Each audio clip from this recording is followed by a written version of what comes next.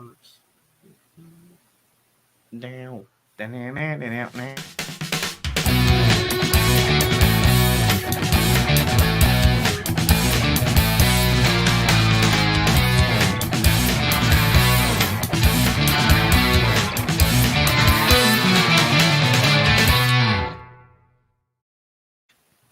What's happening, people? Welcome to the show. We've got a couple of people missing, but they are going to be with us. They're just finishing up on other shows, and they're going to get straight on. We've got Dan, we've got Errol, we've got Lawless here. Pete and Lewis will be joining us. No Tobes tonight. He is over in Greece, so no Tottenham bashing. To be fair, I'm getting bored of Tottenham bashing anyway. It's like every week, isn't it? They are just a shambles. They're finished club, absolute finished club. That's all there is to say about Tottenham, really. When Harry Kane goes... Lawless might even be right. Would they be in a relegation battle if Harry Kane went? Depends who they get in recruitment. Tobes thinks not. We did a show yesterday. Was it yesterday, Lawless? Yeah, that's delayed. Yesterday, with Matisse and us two and Tobes. And, Sava spoke to me. Big up Sava, by the way. And he said, listen, I think we could be in a relegation battle. And Tobes was like, no chance. For all the shit he talks about Levy, and Enoch and all of them, he's got a lot of faith in them. You know what I mean? That they're going to get that recruitment right. He's got a lot of faith. I said that to him yesterday, though. Unless their ownership and Levy goes, that club are finished, mate. And when Harry Kane goes, they really are truly a finished club. And my heart bleeds for him. It really does. Big up Pete. Big up Lewis. I hope you're both well, fellas. Good. We might as well get this over with. Arsenal have thrown the title away. We all knew that anyway. Well, I did anyway. Lawless didn't. The way he was talking yesterday, it was a big shock to him that we've massively got this huge defeat. Oh my God, Arsenal have lost and they've thrown it away. Didn't we do that weeks ago? According went to out you? like chumps. That's what I'm saying. It's embarrassing. Like, at least have some dignity. You know what I mean? Lose it with dignity. Yeah, you're losing it with disgrace. Yeah, that's all I'm saying. A bit harsh. That took 4.5 seconds, Lawless. 4.5 seconds to just fly in. These boys went in on you on Matisse's channel on Clubs Carnage. They were good. Bit over the top, weren't it, Pete? Do you know what I mean? Like no self-awareness from a Chelsea fan in Matisse who hasn't gone to a game for how long? You've got Tobes who no longer watches Tottenham. You've got fucking Lawless who's literally clinging on to the Vanarama trophy to have a good season, and they're all giving it to me. It's crazy. We may have no self-awareness, but your team have no self-respect. Yeah. To be fair, that wasn't a good performance. Listen, it was a shambles performance, and I'm not even sticking up for the performance. I just think it was a little bit mad. Go on, Pete. I will say that neither Tobes or Lawless, I don't think they care at all. I think they are just coming for you and they just wanted to get you. And I was actually surprised at Matisse, to be fair, because I thought Matisse he threw some daggers at you. Pete, can I explain it right? And I know like a lot of people. We're moving on. We don't want you to hear from you. No, but Lewis will understand, right? I think Lewis out of most will understand, right? Is these Arsenal fans have been talking the loudest all season, right? All season. We're this, we're that, right? We're winning the league, right? Looking down on everyone else. The chest has been ridiculous, comparing themselves to that Liverpool team, you know what I mean, that went all the way, and doing combined 11s with that Liverpool team, right? All of this noise that we've been hearing from these Arsenal fans, and not only do you not follow through in what you say you're going to do, but you go out like bitches, yeah? The way you're going out is shameful for all of the talk. So you have to take it. If you wanna stick your necks out there on the chopping block, we're gonna chop. Yeah? I'm sorry, the fans deserve it. Like, Dan, to be fair to you, I wouldn't say you deserve it. None of the smoke I'd be saying would be directed at you personally. But also, they'd win the league, though. They deserve it. Oh no, I said we win the league. I deserve such a thrashing for saying that. No, but that's fair. That's fair because it got to a point where Arsenal should have been winning the league, and that's why it's a massive bottle job. But that's also why a good section of your fan base need to hold that because they got way too big for their boots way too early. Started talking about how it's the best team in the league and all of this waffle and everything. And it blew up in their faces. And they have to hold that. You personally, I wouldn't really say that. But also as a fan base, you deserve it. Lewis. See, I respect that. Lawless doesn't come in with that. He's, oh, you have to take responsibility for all of your deluded fan base. Why? I haven't said all that crap. I didn't start Because doing combined 11s about Liverpool sides. I said to you yesterday on Matisse channel, I said that there is no way that half that, when Liverpool did it, they had like 5-6 World 11 players. We wouldn't get World 11 world class players. We haven't even got one. Well, who is world class in the Arsenal side? Yeah, but that doesn't matter. Well, you weren't saying all of that when you said we're going to win the league, but we haven't got all these world class players. We heard I was it's not not even that comparing sort of statement. It's just a bunch of other BS where you start overhyping the team. Like, I saw Saka and Hazard comparisons. People saying, "Oh, Saka is only 10 GNA away from equaling Hazard's biggest Premier League season tally." And then he got 2 GNA since that tweet came out. This is what I mean. One season, he hasn't even won the Premier League, and they're going to do stupid comparisons like this. That's why they got to hold that. The cheek of Lawless to start talking about combined 11s when he's been sticking West Ham players in there for weeks on end, months on end. Where? Okay, so when we did one, when I asked everybody, you put Bowen and Rice in there ahead of everybody's players on the show. Ahead of Salah, ahead of Saka, ahead of Rashford. I won't have that. At the time, Bowen was an England international. Am I right, Lawless? An England international. Only Salah had more goals and assists than Bowen. Only Salah had more goals and assists than Bowen. So let's not do that. But let's talk about you, Potts, right? Because unlike a lot of people, I see right through you. I see your little your tactics. Your tactics. Oh yeah, like you want to say we're going to win the league, but you start to put all these little asterisks out. Yeah. So when it does fall flat, you can then come and save face and go, well, it wasn't me. It wasn't me. Being balanced. Not being bad. It's putting out them little tactical little caveats, yeah, that's going to try and save face. Instead of going, you thought you was going to win the league, but you didn't stick your chest all the way out because you were scared. Can I stop everyone there? He wants me to say that I won the league, but I won't stick my chest out. For weeks now, you've been telling me you're going to win this Conference Cup, yet you won't stick your chest out and say, oh, I'll put money on it. You won't do it. What have you put money on? So the hypocrisy is crazy. The hypocrisy is absolutely crazy. What have you put I've money learned on? the lesson with Lawless and money now. Yeah, there you go. I've already I've won 150 quid, mate. How's he won 150 quid at the end of this season? That is a shambles, Dad. Do you know what I mean? Lawless, I'm telling you, mate. I'm hiring a fucking digger to come down for our drinks, and I'm going to drop it outside the pub. You and Tobe pennies like that. There you go, Lawless. He's 150 quid richer. You two should European be trophy, 150 quid in the pocket. Who's had a better season than me? No one. Do you know what I mean? I'm just saying. I'm so jealous. I wish Arsenal were in 15th place and in a semi-final of a Conference Cup. I really do. It must be a horrendous stop sitting time on the fence all the time, right? And just, you know what I mean? Like, that's what I'm saying. If you how many times have I admitted that we bottled it though? How many times have I said that? No, okay, yeah, you're admitting it now, right? But I'm saying at the time, don't come back and say, because I hate all of this. Like, well, to be fair to Potts, it wasn't Potts. To be fair, like, we've got the video evidence. Right, you've been smug. Lawless, you could start an argument in a fucking nunnery. You could, mate. I'm telling you. He invoked my name. I'm just saying.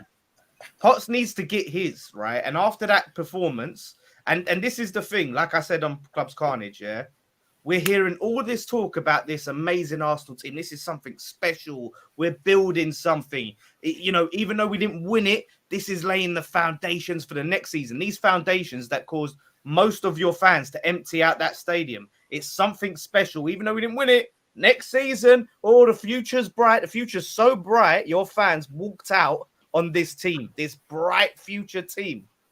Come on. What? We're supposed to just be silent on this? We're supposed to let you get away with it? No. Well, I didn't leave 10 minutes from the end. That was a disgrace, by the way, because apparently everyone believes in this Super Mick. So why are they all leaving under 80 minutes? I didn't get that at all. I thought I was a shambles. I thought we were a shambles in the second half. I thought we got absolutely battered. It wasn't even like it was a poor Arsenal performance. It was actually a wicked Brighton performance as well as a poor Arsenal performance. I thought they were best at every ball. I actually thought they were better than us in the first half as well, to be fair. But I thought both sides were poor in the first half. It was like a training ground game. It was poor. It was boring. There was nothing happening. You'd be amazed that Brighton were going for Europe and Arsenal were apparently going for a title with a glimmer of hope because it was so poor. Second half, they were superb. Mitoma, after about 25 minutes, realised he couldn't touch Kieran Tierney, so then switched and then just killed Ben White all day long.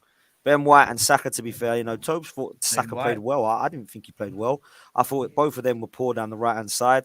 I thought our midfield was non-existent. I thought it was terrible. I thought Caicedo, by the way, is putting in a performance as to why teams want him.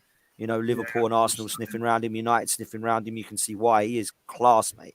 Absolutely superb. McAllister, Enciso. Where do these players come from, by the way? I mean, this Enciso's now come in and looks the next one to come through. Estupinan is left back who comes in and looks pretty good. Where is this? Cucurella goes, Estupinan comes in. One man goes, Enciso now comes in. Bissouma goes, Caicedo comes in. It's like crazy for me. Like they've literally got another one apparently. They've got another one that's in Belgium. I can't pronounce his name. I did my preview tonight with a Brighton fan, and they've said they've got someone in Belgium at the moment that's tearing it up. That's going to be first team ready next season. It's so scary. They've got scouting. Do you know what I mean? Your teams wouldn't know about that. A lot of your teams wouldn't know about that because you just go and pilfer off of the Premier League teams. What?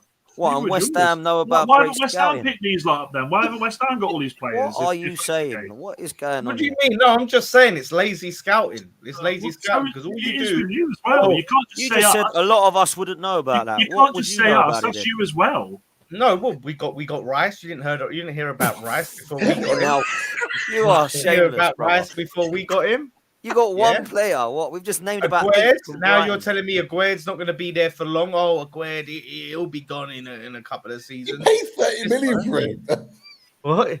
Yeah, but if he goes and he's worth 60, that's fine. You're 15th as well, Lawless. Brighton are fucking tearing up the top of the league here, mate. Okay, where were we last season? Where were Brighton? You paid 30 million for him. Yeah, don't you dare start. You just sit in there. Put a player out and say about Aguerd. Aguerd, lots of people knew about him. Bargain hunters Newcastle over here. Little Newcastle. We only paid 18 million for this player, and we paid this bargain hunters FC. Yeah, also damn United. Back me up. We will not pay over the odds, Isaac. Come on in, mate. 60 million. Dan United, back me up on this. Get lost, Well, man. Aguerd, you paid 30 million for him. Paqueta paid 50 million for him. You can't say that you pluck these players out. There are other players. What's the young lad? The West Ham fan. Is it got from Swansea? Downs. Yeah, players like that. Fair enough. Vladimir Soufal. I'll say, yeah, okay, and that's what I'm saying. Fair enough, but you can't say like a play you paid 30 plus million for that you pluck them out of somewhere. Caicedo, how much did they pay for him? 1 million. I'm not saying our scouting system is as good as Brighton's. Clearly not. What I'm saying is, right, for the infrastructure that these clubs have, the Arsenals, the Chelseas, the Man Liverpool United, ain't done so Liverpool, bad though, Lawless. Right? Liverpool have done unbelievable in their transfer windows. They put a team together by not even touching the likes of Madrid players, Man United players, City players, Bayern players. They went to like Hull for Robertson, Sunderland for Henderson, Southampton for Mane. Errol, I saw a wry smile there when he said United. Thanks for not going, mate. I appreciate that. That's 2020. Was ready. I know he's ready. He's ready to go. Oh, mate, he's been on Twitter. Hang on, where is it? This man's been on Twitter all day going at it. I've been watching. Right. Now, you know what? Sometimes it's just nice to sit back and just have a little bit of popcorn, you know what I mean? Just take it all in. But you know what? Lawless, he's chatting shit as usual. Like, and it's not a surprise. You're not twerking for McAllister. At this point, it's not a surprise. For McAllister, are you? Are you twerking for McAllister? You twerking for McAllister? When have I ever twerked for McAllister? When is your fan base is? Because you got rejected from Bellingham. Bellingham don't want to know. Yeah, Bellingham's out the window. So how's McAllister dropped into the equation? Because that's where your fans have pivoted from. So why are you talking about me then? Why are you talking about me? You're talking about our fans. Separate the two. Well, it's there. No, I can't. No, don't do a pots on me. Don't do a pots. Exactly. You can't do that, Errol. You can't do it, Errol. He does this all the time, brother. You got to represent your fan base. You got to speak. No, I've got to represent myself. I've got to represent Errol, have you got one? Have you got one for me this week? Have you got one for me? An analogy. An analogy. Come on, I want to hear poetry. We got Ronnie, man. Ronnie's waiting. He's here. I'm ready for Errol's analogies. Please give us one today. I'll cook it up, don't you worry. He'll find one later. But nah, he's right though. What he's saying about Brighton's scouting system is different. But I say Liverpool and early to make that first team clock for 1.0. I definitely say we looked around the market. We went and found Southampton. options. Yeah, we found You just options that we traded wouldn't normally go to. Now we are trying to shop in that next echelon of trying to buy established talent, and it's not always worked as well as we would have liked it. So it is a fine balance. But what Brighton do. No one, the closest team I remember doing what Brighton have done in recent years has been Southampton. And now, once all your players get plucked and taken away, look what happens to you, and you can't then find the next one coming through. So they have to be careful. But I think for the next couple of years, they're going to be safe with it. Yeah, I agree with that, man. And I thought they were class against us. They've now in a coffin time for Arsenal. City just keep going. Question for you while we're on this and the Arsenal thing, because is it about do we respect Liverpool and what you went through in the last couple of years? Do you know what? I swear to God, I was thinking. Do you know what? I was literally the other day. I was actually thinking this. And I was thinking, do you know what?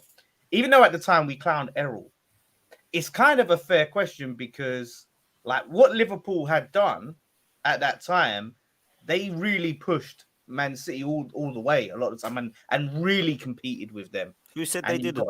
Who said they didn't know? No, I'm just saying. We obviously clowned him at the time because he just made it about Liverpool. But in regards, it's an interesting. No, that was not what I was. And if you remember, I said yes, I did respect him. But go on, Errol, carry on. No, it wasn't what I was going to ask. That's the low hanging fruit. I think that is quite obvious. Seeing how Arsenal have tailed off. No banter aside, how you've tailed off in the last couple of weeks. You have to look at what Liverpool have done in recent seasons and how they've been able to push it. And you think, all right. Fair enough. Even them as a team have probably been performing at another level to us.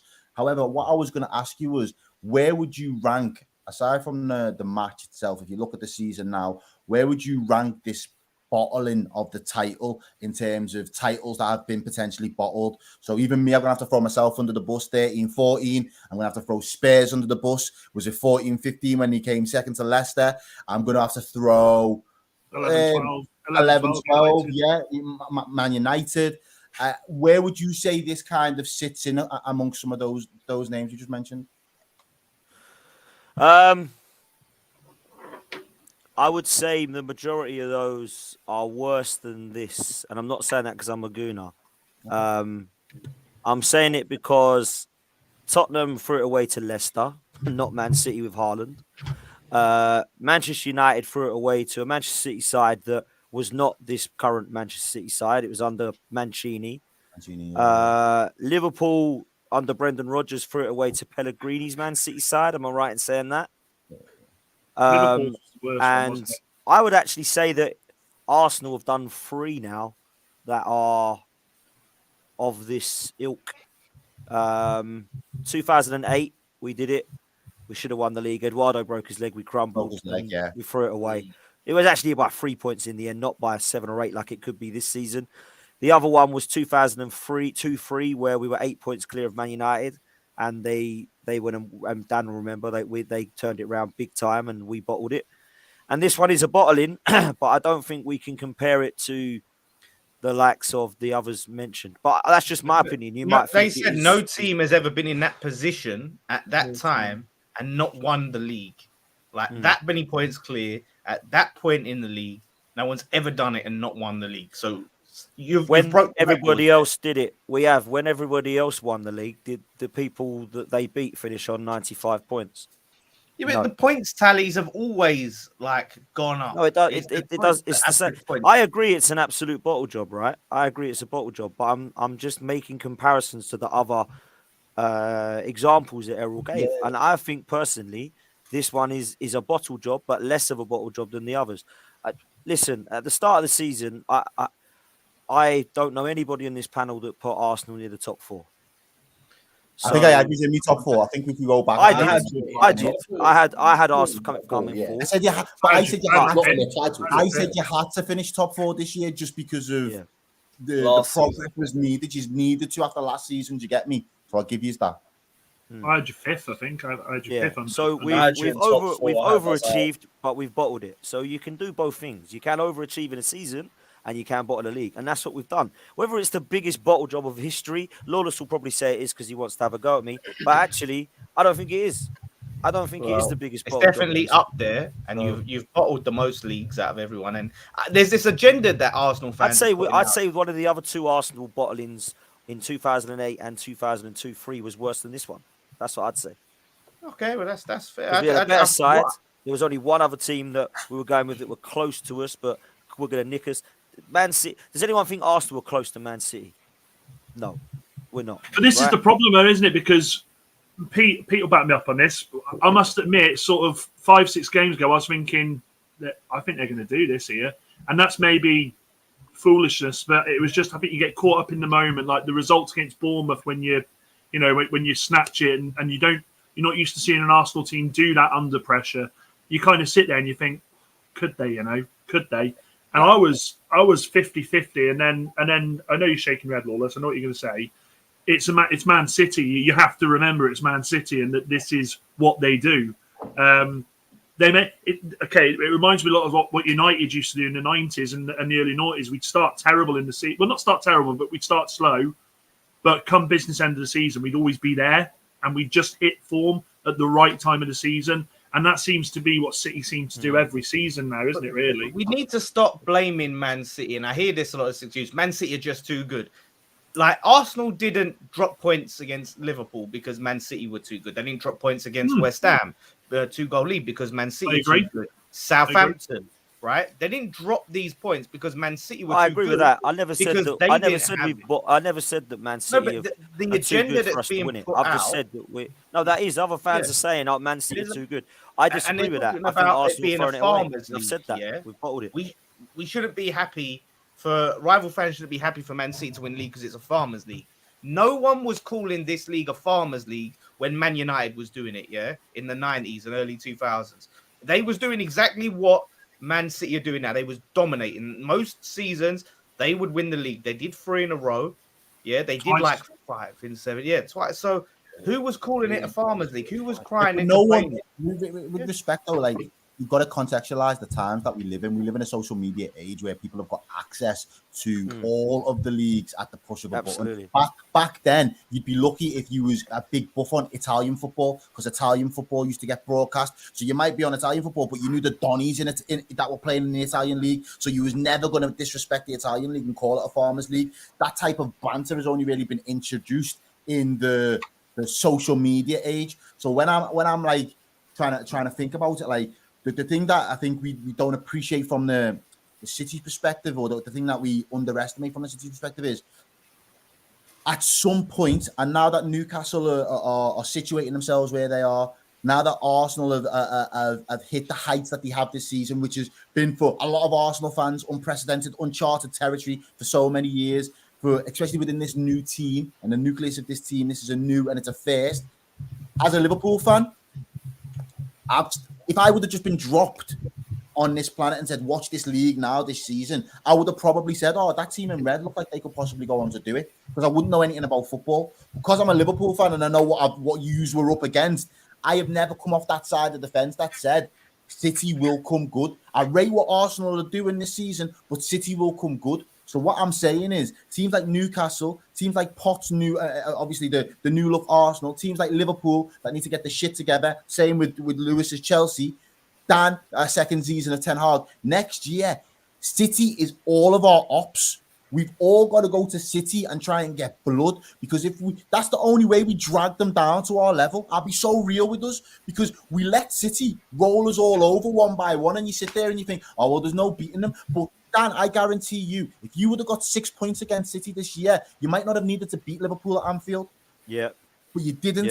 Yeah. Same for Man United. If you go and do the double against them, because they're your derby neighbours. We scored 3 there. No, I mean, we conceded 6, but exactly. But if you go and get points, though, if you get points on the board, same with Newcastle, same with us, we drag them down to our level. It's hard, though, Errol.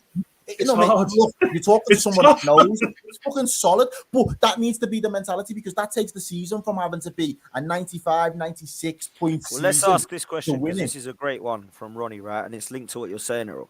So, Ronnie, big up, Ronnie. Says, question to the panel. Potts, we bottled it this season, but could finish on 88 points.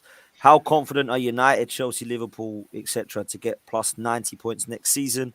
Errol, no, talking about the past. And that's true. So what my question was going to be, is this City side just going to win the league now until Pep leaves? And we look at it again once he goes? Is anyone confident? Thing comes in, all the financial, or they get done by points deductions or you got transfer to look embargoes? at it. For me, I think what they do in the next 6 or 7 games could tell us everything that we know about going into next season. We know for a fact that they want Champions League football. They want to win the Champions League. That's the one that they're after. If they get that Champions League, it's almost like they've achieved everything that they wanted. So you may, and this is hoping here, you may see a drop off. You may see a drop off from them because they've achieved everything they wanted to achieve. If, for example, they don't win the Champions League and they lose to Real, and they don't make the final, or they even lose the final, maybe that they've got that motivation to go and do it again. But equally, they're going to potentially do something next season that not even Man United have done and gone 4 in a row, which they came very, very close to. Or Pete, back-to-back trebles, mate. You wouldn't bet against them doing it, especially the summer they're going to have. They're going to bring the decent players in. I think United will be nowhere, and I can say this with chest out, United will be nowhere near 90 points next season. Nowhere near. We don't know who your owners are going to be. That's exactly. So we're already going to be playing catch up in the transfer market once this is all sorted out. I don't think United are anywhere near 90 points next season. Don't get me wrong. Everyone made a good point though. If you're taking points off Man City, you don't necessarily need 90 points or 88 points. Is that's the whole point? Is rather than worrying about we've got to get to these. We beat Man City. If you start getting as good as you can take points off Man City, then it's not an issue. Improve your own team, and worrying about. I agree. But who he has taken points off City at City this season? Not at City. Yeah, we took them off of them at St James's. No, at City. This is the thing. Brentford won at City. Yeah. Everton got a point. A point. Crazy season, man. Crazy season. But it's every season. We always say every season's like that. City have dropped points last season. At the Etihad, they lost at Etihad to teams that you'd be. See, I mean, to be fair, for the first third of the season, City looked a little bit shaky in parts. I thought at the time, we were flying. You've got to steal a march on them for them to start casting the eye elsewhere. Arsenal did. The World Cup was always going to be a welcome distraction. That's a stat there, guys. That's a stat there, King Hoddle. Azoria. Last team to do double over City was Wolves in 1920 season. That's. Do you know what I mean? That's what we're up against. And the thing is, this Pep side is steamrolling, and where the play. He's doing what the great managers do when the players he thinks are coming to the end of their cycle, he's getting rid, and they're gone, and he's bringing in players that come in and just destroy. This is what I told you, Dan. This is what I told you. This is like it's Fergie-like behaviour. What Pep is doing. Yeah, exactly. He's getting rid of players and moving players on before we, as fans, think that they're ready to be moved on. And then you have like Liverpool holding on to Milner and Henderson. You know what I mean? Like for God knows. Okay, here's a question then. Do you think City would have won the league with Alvarez at top instead of Haaland? Yeah. I think he's quality. He's stunning. And that's who they've got coming off the bench for Haaland. I don't know, because then you take away a lot. Like Alvarez would not score anywhere near as many goals as Haaland. No, mate, no one is. That's what I'm saying. They won it with Jesus, to be fair, didn't they? They won it with Jesus. Exactly. This would contribute more goals if Alvarez was playing. They just centre around Haaland a lot more because they just get him the ball. Agreed, Lewis. Agreed. There's two different ways to die with them. Die by the whole team or die by Haaland. Yeah, standard, and that's it. Team's cracked. that's the predicament that all of us find ourselves in. But you want to be able to look at that City team and find weaknesses. Now, teams that think that they can go toe-to-toe with them, they often just get the floor wiped anyway.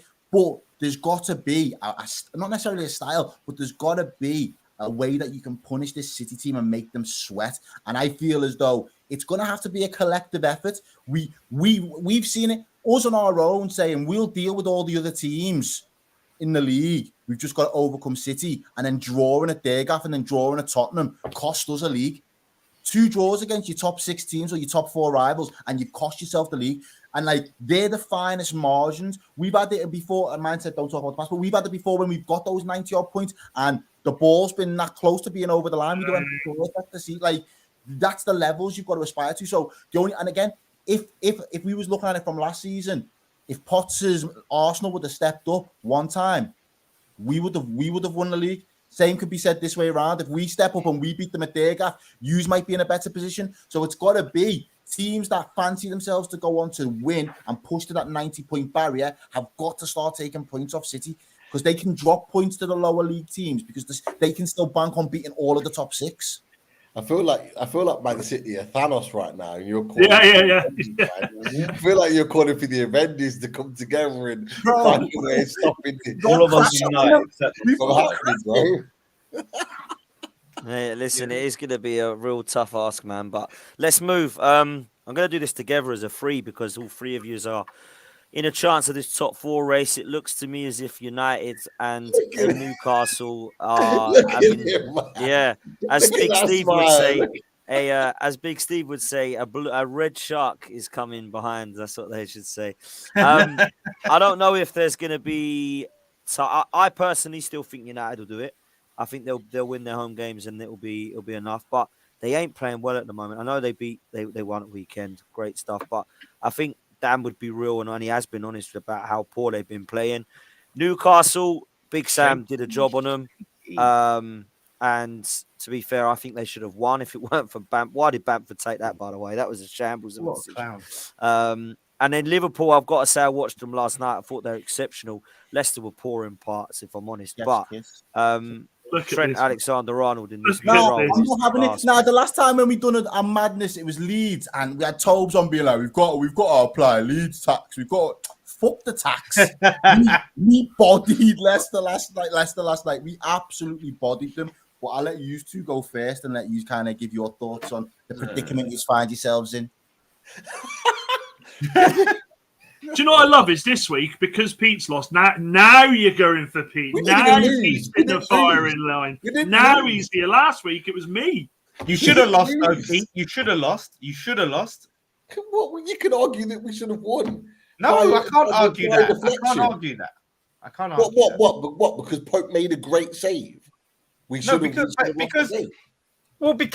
of what? Basically, you had 2 penalties. You had 3 harebrained moments from Leeds. They had 2 chances to score. They handed it to you. They handed you the game on a point. And you bottled it. We talk about bottle. You're looking shaky, mate. You know what I mean? Hold on. They had 2 chances to score, and they scored them both. They missed the penalty and gave you 2. Some of the most stupid. That Firpo, honestly. Firpo and Bamford, I'm going to use a Tobes word here, 2 of the biggest bozos I've ever seen in the game. Both of them were penalties. You could argue that. I'm not saying they weren't. I'm saying one was a stupid penalty. You could argue that the Joe Linton one was a stupid penalty. If you're going to argue the Leeds one, you've got to argue the Newcastle one. No, I'm saying they were stupid to give away. Yeah, they were all stupid penalties, but they were all given and they were all taken. Okay. What's your issue? It was a great save by Leeds Pope. were good for a win. Leeds were good for a win. It was a great save by Pope. We were 2-1 up. It was a shit. They scored a goal that was massively deflected. It could have been 2-1 to Newcastle. You can argue all you want, but you can say Leeds deserved to win, but equally Newcastle were 2-1 up. Leeds got a goal that was massively deflected. They got a 2-2. Fair play to them. It is what it is. Pete, come on. Lawless. Pete, are you still confident, mate? Yeah, why wouldn't I be? No, I'm just Whoa! I'm not lawless. I'm just asking. No. I'm not. No, you put this on the chat earlier on. You said Thursday's a big game, but as I said to you right back, I said every game's a big game. Who is this Pete? Who is this confident business Pete? end? This is the business end. No, hold on. I'm saying this is the business end of the season. This is where teams need to step up and show that they're capable of playing at this level. You've got Dan, Man United. You've got Errol. That they've proven over years. Their clubs have proven to play at this level. We're just on the rise. Can we get Champions League football? We're in the best position right now because we're third on, albeit on goal difference, 1 point ahead of Liverpool, but we've got there by the right in the way in which we've played. We deserve to be where we are right now. Who's your next game, Pete? The difference is that can Brighton, Leicester, Newcastle. Can we get the job Chelsea. done? That for me, Chelsea. Sorry. Can I just make it? I want to bring Lewis in before we dip. So we got this because, do you know what? I'm looking at these fixtures. I'm going to make a bold prediction here. I'm thinking Newcastle are going to. I like what you did there, mate, because you're bold. I like that. Bold prediction here. I think Newcastle bottle it, and I think Liverpool get that position, get that spot from Newcastle. I tell you, I think Brighton, Brighton have got something to fight for. I think Brighton, right? We saw how just shocking Newcastle looked against Arsenal at home. I think Brighton could get at least a draw, potentially a win, right? I think Newcastle will probably beat Leicester, right? So say they get 4 points. They're going to lose to Chelsea because I think I know, listen, Lewis. I love the fact that Lewis is Lewis, hear me. Last game of the season. Lewis. Last game before these dickheads go on holiday, even though they've already been on holiday for 3 months, and you think they're going to turn up against Newcastle. For Fat Frank's send-off, mate. His send-off. Lewis, he's trying to build his agenda. Just let him do it. Bro, we're the easiest match. We're United's easiest match. No, not now. Easiest match. It's at the Bridge, yeah? And Pochettino, obviously, is going to be the manager next season. These players, you know what I mean? You know how when a new manager's on the horizon, they're like, and we've got a transfer window coming up. It's like, shit, I need to, A, either impress this manager and be in his plans, or B, impress other clubs so I get a good move. So Lawless, we had that last season and we got beat by Palace. He was in the stands, Ten Hag, and we got beat by Palace. That doesn't work, mate. It doesn't work Most anymore. of them want to leave anyway. Most of them are leaving. Hey? Most of them are leaving. Last season. He was there in his silver suit and just had a face like thunder. Absolutely. Look, maybe Leicester turn up. Maybe Brighton turn up. We are losing. We've had our last point of the season against Forest. We're done. We're finished. Everyone else is getting their 3 points. Like, look, but let's reel it in because ultimately Chelsea will have a say in who finishes in top 4. We're forgetting about it because we said us three are actually like in the shootout, but Chelsea do have a say, and you do not feel that there's going to be any way that you're going to take it and nick a point from Newcastle. Errol's begging. Begging. Bro. Lewis, I've been good to you all season. I don't think I've sent for you once. Like, I've sent with you at times as well. Do you get me? Bro, you might as well speak to Leicester fans. You might as well speak to Brighton fans. Speak to Fulham fans. I know United have Fulham last game of the season. Chat to them. We are going to disappoint. Shameless, Errol. Shameless. We sent a couple scousers fox hunting last night. Those Leicester man don't want to talk to us. If Chelsea beat them, you got to sing the Chelsea song, Errol, on this show. You got to sing the Chelsea. You got to sing that. But no, because Newcastle, right? This is what I'm saying. To get top 4, they need 2 wins, right? What's the goal difference? Same as United. We both need the same. They've already got 1. So 2 wins. 6 points guarantees it. 5 points, it then depends on goal difference. No, because I think Liverpool win their last 2 games, right? So I think Liverpool finished on 72 points, right? 71. If you win 2 games, 71. They can get a maximum 71. of 71. Yeah. So if Newcastle get 5 points, it all depends on goal difference. If we get, but United needs 6 because our goal difference is terrible. Yeah. But the problem is, if you get the draws, they're only 4 points off your goal difference, right? So they could potentially get a 4-goal swing. Yeah, You will. I think it's likely as well. Now, after our show the other day, I genuinely think we're going to, in terms of the goals, I think we're going to get the goals that we need now. So you, man, need to start keeping some clean sheets, is what I'm saying. Yeah, You just need to drop. Like Liverpool going to win their next 2 games, right? I think they will, right? And United You just need to drop get their 1 goal game because their goal difference is significantly lower than ours right now. I think you've got a goal difference of 8. We've got a goal difference of 10. We've got 10, mate. 10. Give us some credit, mate. Give us some. Apologies. Yours I actually feel a lot more 30 plus.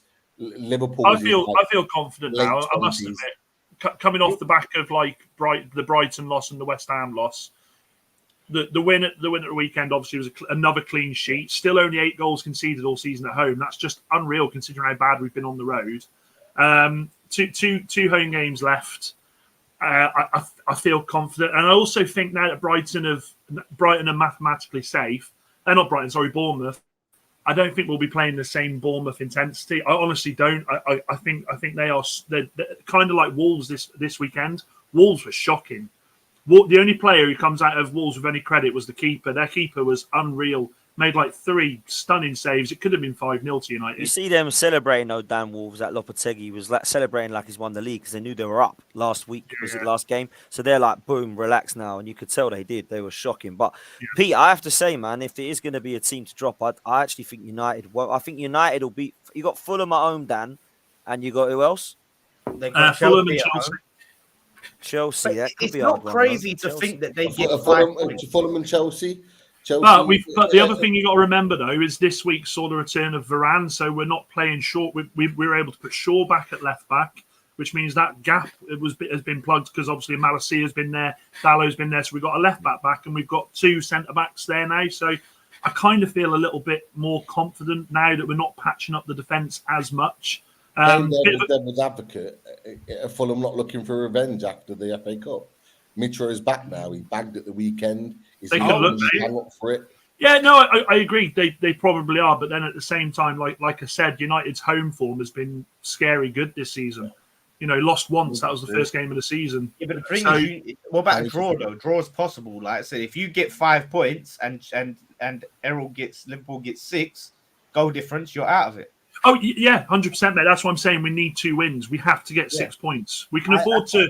We can afford to drop points in one game. We need to get the 6 points. I'm actually with Lewis. I think Man United will beat Chelsea. I think Chelsea is shocking. Like honestly, Lou, our season's done. We're finished. Do you think though, I'm Lou, not even bothered. I know you City got to game, go. that's just a title parade. Going up to see them lift the league. Yeah, unfortunately, that is that. But do you think, Lou, like I know because I know you got to shoot. Like Lawless makes a point there about the players and Pochettino coming in and wanting to impress and all that. Do you really think that, or do you think most of them just need to go? And are you buzzing for Poch? Are you buzzing as well? Yeah. I can't wait for Poch to take over. Next season's going to be so much more refreshing, and we're actually going to be a little bit serious. But until then, it's just free friendlies. These players don't care. Most of them are already on the beach. Half of them want to leave.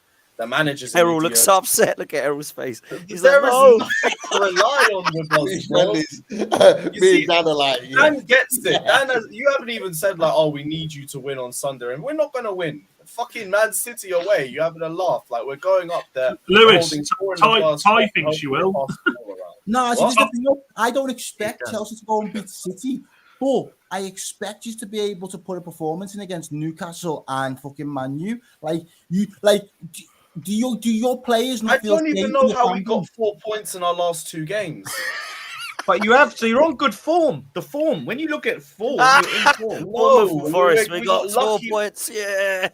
We got lucky we faced Bournemouth and fucking Forest. So how many home games have you got left? Forest don't make a lot of chances. That's it.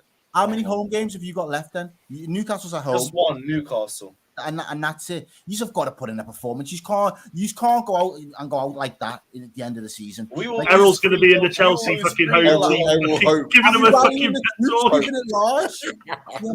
We are losing 4-0 minimum to Man City. If they're really switched on, it could be 8.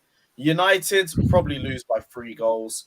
Newcastle will lose. United don't even 3-0. score goals, really, do they? No. No. Well, if we even get goals, At home we do. At home we're not so bad. assessment, Home we're all He right. ain't happy about that assessment, bro. I'm sorry, bro. We've been giving away points all season. You're better off chatting to Brighton. You're better off chatting to Fulham. They'll give them better fights. My man Lewis is shutting the shop doors and shutting putting the clothes he's outside. tapped out. It's a dead cert, like if Lewis is saying it's a dead cert, He's if right. Lewis is saying it's a dead cert, like he's talking right now, then yeah, I'd take a point against Brighton on Thursday because we'll beat Leicester and then we'll. But just know that because he said all You this, lot have you don't 3 beat points Chelsea, you're in in the mud. waiting against us. Both of you. You have 3 points already in the bag. Well, but this So is what I'm do saying. whatever you I want with the can't rest. even be mad at Lewis for saying what he's saying because by right, this Liverpool team do not deserve, as it stands, this Liverpool team do not deserve to be in top 4 based on this season so far. Bro, you lot didn't even beat us. Do you get me? That's bad. He's giving 3 points to everybody, but we couldn't take them draw, ourselves. You don't deserve it based on that alone. Twice, Like, really. twice. I think it's a fair point. Do you get me? Like twice this season, we've not beat them, and we've been shit. We've not been able to beat Chelsea for about 3 years now. It's gone on a mad time. Like the fact is, this Liverpool side so far this season have not been good enough to cement themselves into top 4. We've not spent any time this season in top 4. We've been woeful at times as well. The only solace that I'm taking right now is A, Everton can still go down, and B, it's taken me till this point in time to put some pressure on these lads' necks. And even if it's 2 weeks that I get to revel in it, I'm a revel in it until it's done, until I can't be in top 4. I'm a revel in it. And I told you all from the jump, anyhow, this Liverpool team sneak into top 4 through the back door. I'm coming for all of yous. All of yous picked off like Call of Duty. Yeah, said it. He said I it. said it from day said dot, it. and I will stand on it. If we don't, I'll hold it. I will have to hold it. But in the off chance we sneak I into fucking top hope you 4, do lose. I mean, I hope you don't now. sniping all off one by one. Because let me tell you something, mate. You won't fucking land if you fucking don't hear son. You won't fucking land here, son. Do you know what? I'm kind of like, Lewis, go on, bro. Yeah, man. Take care, bro. I kind of want Liverpool to get it because I'm just gonna be here for the chaos. Yeah, for the chaos. If they get it, part of me like I want Man United to miss out.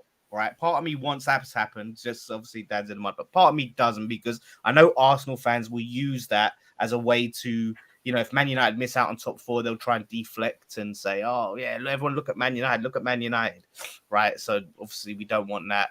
Newcastle, I think honestly, Pete's going to be in the mud if they don't get it, and he's going to try and go, "Well, you know, no one expected us to do it." You know, no one expected us to be there. So, you know, 5th is good for us. We had Mike Ashley and we was up there. And now I we're love not the fact up that there. Pete hasn't even got a Geordie accent. I don't know what accent that is. I can't do Exactly. Pete's accent. I can't even do whatever that is. But you know what I mean? Like, it will be. I'm just going to sit here and get my popcorn and watch Errol fly. Well, no, it is interesting though because when there's not been the pressure in the last couple of months, and you've looked down at the league, and Liverpool have been languishing in 8th and 7th, and Chelsea have fallen off a cliff, and you can see that Spurs are about to capitulate. I don't necessarily think Newcastle or Man U particularly felt too much pressure. I felt like he's thought that you were 100% not Errol. Errol, it didn't, mate. 100% not. 100%. I thought it was done. Yeah, you were by default, by everyone else being so bad. Jamaican Lawless is back. That's what it means. I've been seeing these comments for weeks thinking, when's he done a Jamaican accent? And it's just That was clicked on now. That was on our channel. It's just That was on our clicked channel. now. They say my Geordie accent is Jamaican. That's what they call Jamaican Geordie. Errol, Because it is. do you think It's though? a Jamaican Errol, accent. It's not a Geordie do accent. do Jamaican you think? Geordie. I know you got to go. I know you got to go in 5, Errol. But I wanted to ask you, like, you obviously want Man United to fall because it would be Liverpool fans that love that. You That's obviously even wanna get- better. Would be even But better. out of the two, if one of them is, who you fancying to drop if Liverpool get in it? All right, so my heart would want Man U for obvious reasons, but my head, I have been turned and convinced that, you know, after the chats we've had, it may be Newcastle. And again, that's not this at Newcastle. I just think if Man U might crack because they feel the psychological effect of being the pressure of Liverpool being on the next. I think if Man U had Tottenham right now, or Brighton, they'd be like, oh, we're still going to be in it. We're cemented. Don't worry, because it's the Liverpool factor. We can't fuck up because Liverpool are going to jump in our bed. It's basically like saying, if we're not on our best behaviour, the missus is going to throw us out, and my best mate's going to get next. Do you get me? Like that's the situation that you're there, man. You're going to be left in. There you go. Know what I'm saying? We got one. We got one. Here he is. But the reality is, I think Newcastle, if I use my head, I genuinely think Newcastle, now that there is again, you can turn around as a fan and say there's no pressure on us. We've not had pressure this season. But I think the players innately will feel that there is a pressure. It's been 20 years since we've been in this position, Errol. Yeah, but as fans, years, bro. as fans, that's fine. But this crop of players will have been sleeping and dreaming and waking up to the Champions League theme tune for the last X amount of months now. They will have had that kind of mentality ongoing in their head that they are close to the finish line. So by now, nature, it's squeaky bum time. They will. I'll tell you who's going to be pissed off, mate. Errol, I'll tell you who's going to be pissed off if Newcastle don't get it. Mad Dog Mike, Jason Tyndall with his fucking veneers. He's the one that's going to be fuming, mate. He's the one that's going to be fuming. He's looking forward to parading them in the San Siro, in the Bernabeu. He's ready for the camera. He is. Mad Dog is a legend. Nothing bad can be said about him. I love him. He's everywhere. Do you know what? Though? I think United. One second. Newcastle guy down there is asking me if Villa's a dead set. I've said for the last 2 weeks we are finishing the league on 71 points. So yes, we will beat every team to get us to that mark. It's what the other teams do now. I said we would be perfect to the end, and these other lads now have to be held accountable to that standard. And I rate both. I'll even rate Man U. If you both now under this a little bit of pressure, do it. I've got to take my hat off to both of you and be like, you know what, ratings. But I still think there's still a chance that one of you could slip.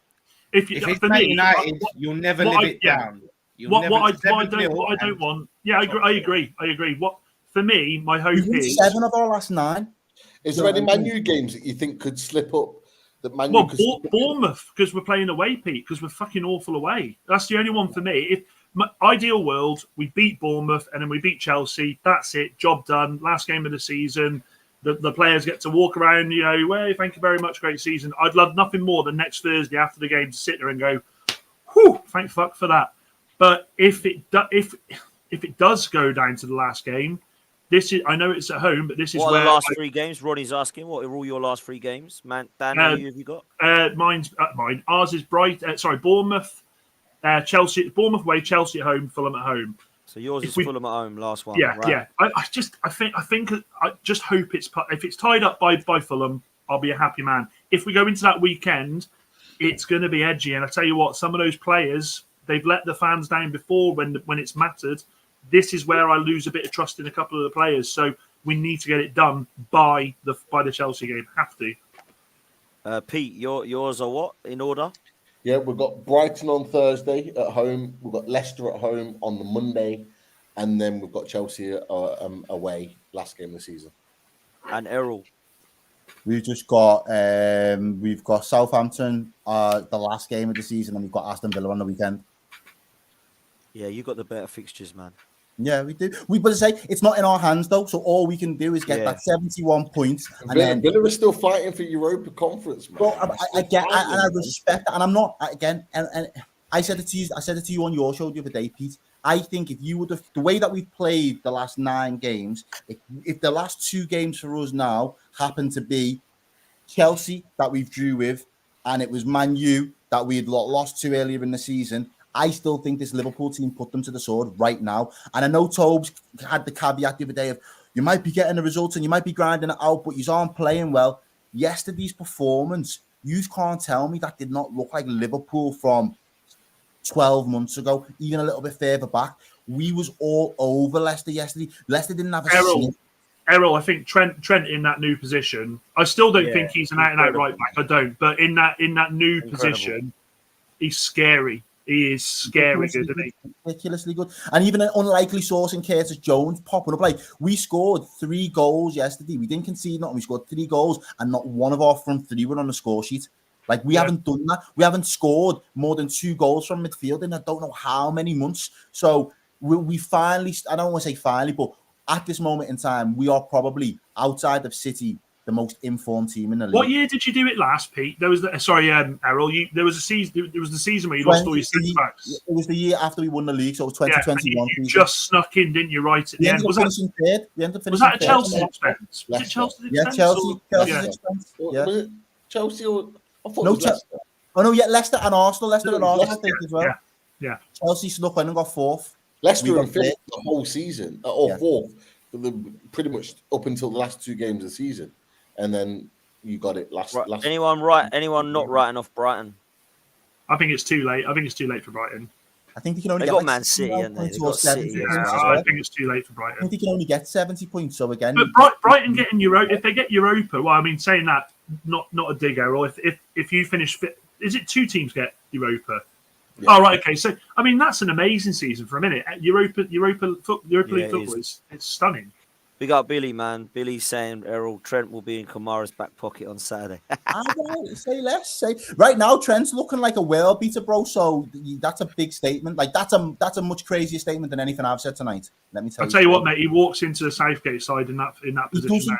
Southgate doesn't know how to use him. Southgate's clueless, man. Southgate don't want him or Ben White. Southgate would be rigid to his formation. He ain't got time. He's not trying to accommodate Trent. He wants Trippier or Kyle Walker. That's all he wants. But I mean, listen, one more tournament and hopefully that cloud will be gone and we can get somebody who knows what they're doing. That's what I think for England. Cool. Errol, I know you got to shoot, brother. Take it easy. We'll see you next week, man. It's fucking Eddie Howe. He ain't ready for England manager for the next. Do you reckon Eddie Howe? Nah. Look, his name will be in there, won't it? It'll be it'll be one of the ones 100%. They want. But I don't think he'll leave Newcastle unless it goes horribly wrong and they go into the next level and get a proven winner in. But I can't see that personally. I think we've got more chance of getting Graham Potter than Eddie Howe. He's off to Nice. I read somewhere. Leeds. Really? Nice. Oh, Nice. Sorry, apparently they're trying to get him in Nice. Apparently. Wow, Potter. Wow. Do you know what? I think that'd be a good move. Get out of England and go. Yeah, I think it would. Just get out of England because he's been. As long as he still just kept from Turan, then I'm happy with that. Yeah, you like that lad, don't you? You like that lad. If you've not watched him play, he's a baller. He just got his French cap in the last internationals. He is going to be a top player. Lilian Thuram's youngest son, Marcus Thuram's youngest brother. He's a top player, man. Top player. Fair play, man. I like Marcus Thuram actually as well. I like Marcus. Yeah, I think he's a good player. Is he in Germany? Yeah, much Gladbach, I think he is. He's going on a free in the summer. That's not a bad sign. Is it? Where's he going? Sorry. No, he's not signed with anyone yet. He's a free transfer. Wow, we've been linked with him for a long time. Jesus. So is Chelsea. A number of clubs have been linked with him, but Kefram Thuram's like 22 years old, number 6, 6'4", carries the ball well. Like he's a top young player. Like, who do you think will go in the summer for you, Pete? Because it's going to be an interesting summer with you, isn't it now? He's at to Arsenal, I think they said. Hey, don't start. You had your chance to sign him, but you didn't. You know I love him, man. You know I love him. Yeah, I know you do. I know. Everyone's going to Arsenal. Players to leave. Don't be surprised if ASM gets sold. I think he'll go. Yeah, I've got a feeling he'll go. Bring him to the Hammers. I'll have him. I'll have a bit of fucking St. Max. It looks like he's going to go to AC Milan if he goes anywhere. He's a bit injury prone though, isn't it, lately? He has problems with his hamstrings, yes. I think you know my thoughts on ASM. You know my thoughts on ASM. Newcastle better off without him, man. He's a one to get the crowd up, but doesn't have any output whatsoever, in my opinion. He's basically like. He's like a Dama Traore, Alexa Wobi. He works, runs around, looks cool, but don't actually score any goals. That's my he creates havoc. He creates havoc in games without scoring goals, or like he's better at getting assists, but he just creates havoc where teams are so frightened of him because they just don't know what to expect. But yeah, if we're looking to move on, he's probably a player that we may look to move on. ASM is probably the most high profile that will move on. People like Matt Ritchie will go on a free. Carl Darlow, the people that are on loan, we've got a lot of Lascelles, people like that. We're going to move on. There's no doubt about it. Ryan Fraser. But he's been. If you probably won't know, but for the last 4 months, he's under 23s and under 21s. He's been banished because I think he kicked off because he wasn't getting into the squad. But anyhow, some good players here, Pete. You're being linked with, mate. The RB Zoboslai and Tierney. Zoboslai is the latest one. He's got a £70 million buyout clause, which is he won't spend that. He won't that's spend unfortunate, Pete. You don't spend that sort of money, mate. You won't be seen dead spending. Honestly, that's why you've got Dan Ashworth in, because we won't spend that money. Have you seen Zoboslai play? Have you seen him play? What's that got to do with Newcastle not spending? What's that got to do with Newcastle not spending big on players? Zoboslai, he's a top young player for Hungary international. He looks like a top player from Leipzig. Kieran Tierney tonight. It's come out tonight from the local journals in Newcastle that Tierney is Newcastle's top target, and it's looking like it could well. How much would that be? I have no idea. Do you want him, Pete? Kieran Tierney, as a player, I really like him. He's perfect for what we want to do. I've always had my concerns about his injuries. That's the only thing that holds me back about him. As a player, he's exactly what we need. And there's talk that he wants to move further north because obviously he wants to be closer to his family. I think he'll happen. Based in Scotland. I'll be gutted if he goes because he's one of my favourite players. I love him. I think he's a wicked player. He's actually a left back that can actually defend, unlike the other one we've got who's great on the ball but can't defend. I would much rather. You've been linked with Fernand Mendy from Real Madrid, who's a talented boy. We were linked with him in January. So if you got him as a replacement, I don't think either of us would complain. If I'm honest. I mean, he's going to be. We bought him for 27 million, so he's going to be like. Chilwell went for like 50, but he's English, so I imagine 40 million, something like that. Are you going to make money on Kieran Tierney with the amount of injuries that he's had? 24. This is Pot says Tierney bias. Yeah, he's gonna be about that. You're not gonna get him for 20 million, Pete. No, I'm not saying that. I'm not saying that. Yeah. But what I'm saying is, would you? It'll be at least 30 one or plus, two put in the chat about 25, 30. No. At 30 million, would you not get your money back for him and just go, you know what, it hasn't worked, money back? Because I think it has worked. I think that it hasn't worked for Mikel Arteta. I think it's worked for Tierney at Arsenal. If he comes in, he plays well. I thought he was unbelievable against Newcastle. But he's injured all the time, Potts. You can't you got to take his injury record into consideration. You do, but he's not injured all the time. He's hardly been injured this season at all.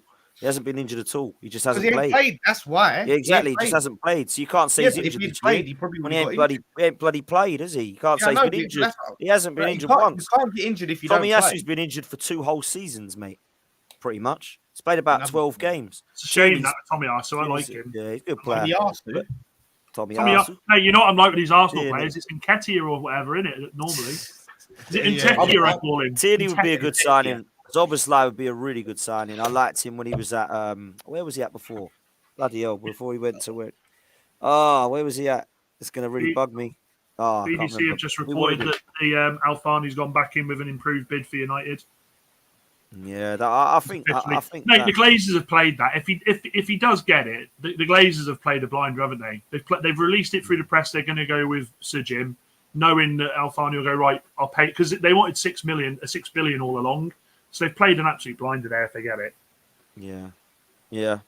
Listen, it's one of them, man. I think Tierney will go. I think he'll be a good signing. Like Zoboslai, I think he'll do more. I think you're going with Maddison. I think you'll actually go with Tielemans as well. I think there'll be a few players you look at, man.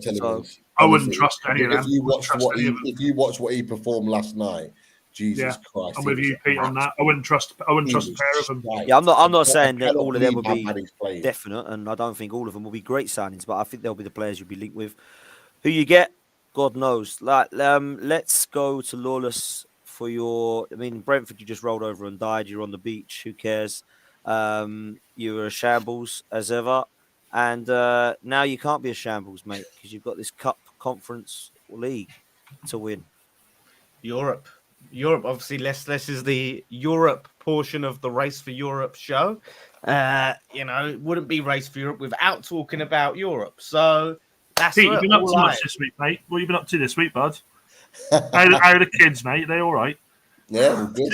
All good. Did you catch the rerun? Did you catch the rerun of Holby City last week? It was brilliant, mate. It was absolutely. Sorry, Wallace. What you? Not Sorry. Holby City. It wasn't about EastEnders though. Oh, mate, honestly, cliffhanger. What a shame. Salzburg, by the way, was where I was thinking. I was sitting there looking at Prague flights, Prague deals, all of them sort of things. Thought you booked some weeks ago. Thought you were already in. You're winning it, mate. Why haven't you booked it up now? You're winning it, so get out there. Yeah, but I'm a lifelong. You got 150 quid to play with, you twat. Yeah, that's just the beer money, mate. That's just beer money. At the end of the day. But you know what I mean? It's Europe, yeah. People crying, oh, you hype up this competition, you hype up the competition. It's a fucking competition that's there to be won. It's a trophy that is there to be won, right? We've heard Man United fans talk about the League Cup, right? Since they've won it. So I can talk about the but we won it. We've won it. You're in the semi-finals. Okay. Yeah. So we're in the semi-finals. We're still in it to win it. Unlike you in Europa League. Unlike, like Potts and Europa League, unlike Potts and Carabao, unlike Potts and FA Cup, unlike Potts and Premier League, right? I'm like Pete. I don't care about the FA Cup or the League Cup. I don't care about them. Hey, don't bring me into it. Don't bring me into this conversation. That is the best. That is literally. That was the most saltiest thing I ever read. As I said to you, as I explained to you, and you keep changing the narrative. I said to you, the FA Cup is not the same as it used to be. Like I said to you, Pete, I can see you there with your mate. I can see you there with your bottle of brandy. You've just nailed it. All the rest of it. You've gone. It wasn't the same night, Dan. It wasn't the same night. Didn't even want to win it anyway. That wasn't what I said, though. That wasn't what I said. What I said was, it wasn't the same. Look, let's be honest.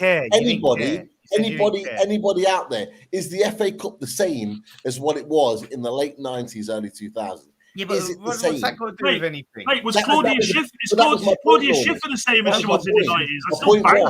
It wasn't the same.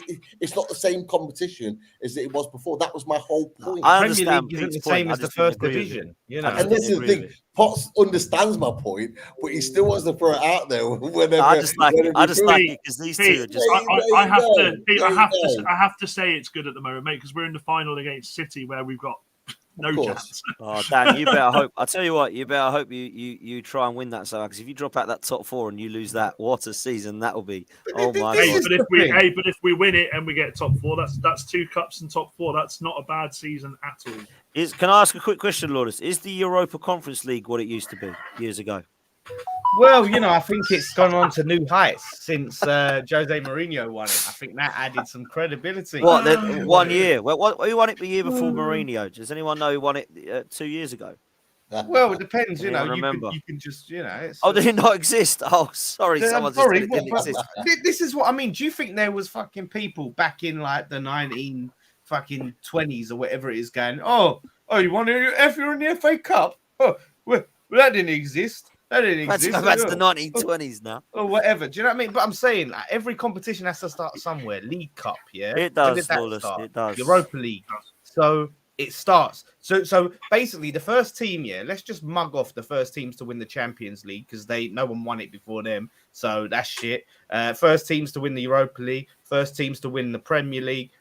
If you win it when you're the first, it don't mean anything because it's got no lineage, right? But if you win it later on, now it's got the lineage, so we respect it. It's great that you can win it, and it actually is. I know we've been giving you a load of stick, but it would be good for West Ham to win it. But just remember, it is very similar to when Swindon won the Papa Saints trophies. It's like that. It's basically the same. It's the same level. It's the same level. You ain't winning nothing this year, yeah. The takes around this are so stupid, right? It's the same level. It's the European equivalent of the St Johnson's Paint Trophy. That's what it is. Oh, we should all want to finish 7th because of the carrot. Like no one says this about the Europa League. Like, oh, we should all want to finish 5th because to win the Europa League. Like people, the attitude towards this cup, the elitism, the arrogance, the absolute arrogance. It is a trophy, a Lawless, I'm going to European agree trophy. with you. I'm going to agree with you.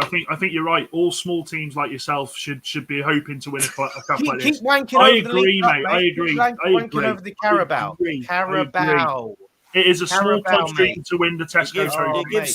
It gives small clubs like Larnaca a chance to win a competition in Europe. Listen, keep wanking over your West Ham. Carabao Cup, mate. Hope you have a few energy drinks. You know what I mean? Thanks, mate. Keep wanking over that. You hypocrite. Billy agrees You with you. He says hypocrite. Billy agrees with Lawless. He bite your hand off for Conference League next season. There we go. And this is a team that's won the European Cup. Unlike you, Potts. Unlike you, Mister. We're Arsenal, Super Arsenal, right? Yeah. What about us, By mate? far the greatest team the world's ever seen. Ain't won the European Cup. Sit down, Potts, and your fan base. Yeah, because an Aston Villa fan is saying he'll bite your hand off. So that's all I'm going to say about that. Just make sure, please don't go out of it, Lawless. I wouldn't be able to cope for you. I wouldn't be able to cope for you. Are you on the watch long? Are you on the watch long on Thursday? Yes, I am. Oh, fucking brilliant! Danielle, cancel the meal. Are you going to beat him? Are you going to beat him? We are. I think. Listen, we don't need to beat them. I think a draw is enough, and I can see a draw at their ground, and I think that will be enough. You know what I mean? To stop putting up. We had his comment. You don't have to put up follow-up. I'm just saying he wants European away days. I don't care what competition it is. I'm not. I was. No, listen. Billy's a big part of this show, man. So I bet you don't even go away. Billy. He lives in Spain. Potts, can I ask you a question? So he lives away, so it's not away. He wants a European away day because he wants to go to Villarreal. Potts, sorry, Dan. If West Ham do go out, or whatever, it's still an away day. If West Ham do go out of the Europa League this Thursday, because of the amount of appearances he's had on the show, does Lawless qualify for the final show? We're going to let him have one more in. One more before we say goodbye to him. Potts, I'm not hearing none of your bollocks yet, because what was Lewis doing on this show tonight? Exactly, that's what I'm saying. That's what I'm saying. So you have to stay. You have to stay on. Who invited him? Who invited him? They've been out of the race for Lewis, Europe. He didn't say this when Lewis was on the show. Now he's off there. Who invited him on? I said it last week when he was on the show. I said, like, what? Come on now. I think this is therapy for Lewis, to be honest. I think this is therapy. They've been out of the race for Europe for 6 months. He needs his mates. He needs his mates around him. You know, nearly the whole season ain't been a race for Europe, but people want to come for me when we're in a European competition. Yeah, it's Lawless, a European competition. It's because you cause so much chaos with us week in, week out. That's why we come for you, brother. That's why we come for you. Listen, but I'm just saying, like, don't shit on a trophy that's there to be won, right? It's there. It is there to be won. What are we gonna do? Listen, we all banter, but if you win it, it's been a good. It's been a great season for West Ham. It's silverware because you're in Europe. You are won a trophy, and you know you can't really like if you're a Tottenham fan, in particular, who like to give it to West Ham. You can't really talk because they went out like a whimper, didn't they? In that whatever it was. Exactly. Moira or whatever it's. Lawless. I saw on Twitter today a West Ham fan said that if you win this cup, regardless of the league, this is progression. Do you see it as progression, or do you still see it as it's been shit? Well, this is the thing. Like, I know, like, if you're an Arsenal fan, you probably look at it as anything's progression because they use this word progression. But this is how you know I'm a realist, yeah? And people see me as this, I'm delusional, I'm a realist, yeah? This is why people go for you, Lawless. I've asked you a question about West Ham and you go fucking straight for another team. No, because I'm trying to tell you, right? This is the thing that separates me. People think that I'm a realist, yeah? I don't see it. Ultimately, it's a great fucking season, right? But in terms of the season as a whole, in terms of performances, how we've played, it's not progression. So why have you had a better season than Arsenal then? It's a great achievement.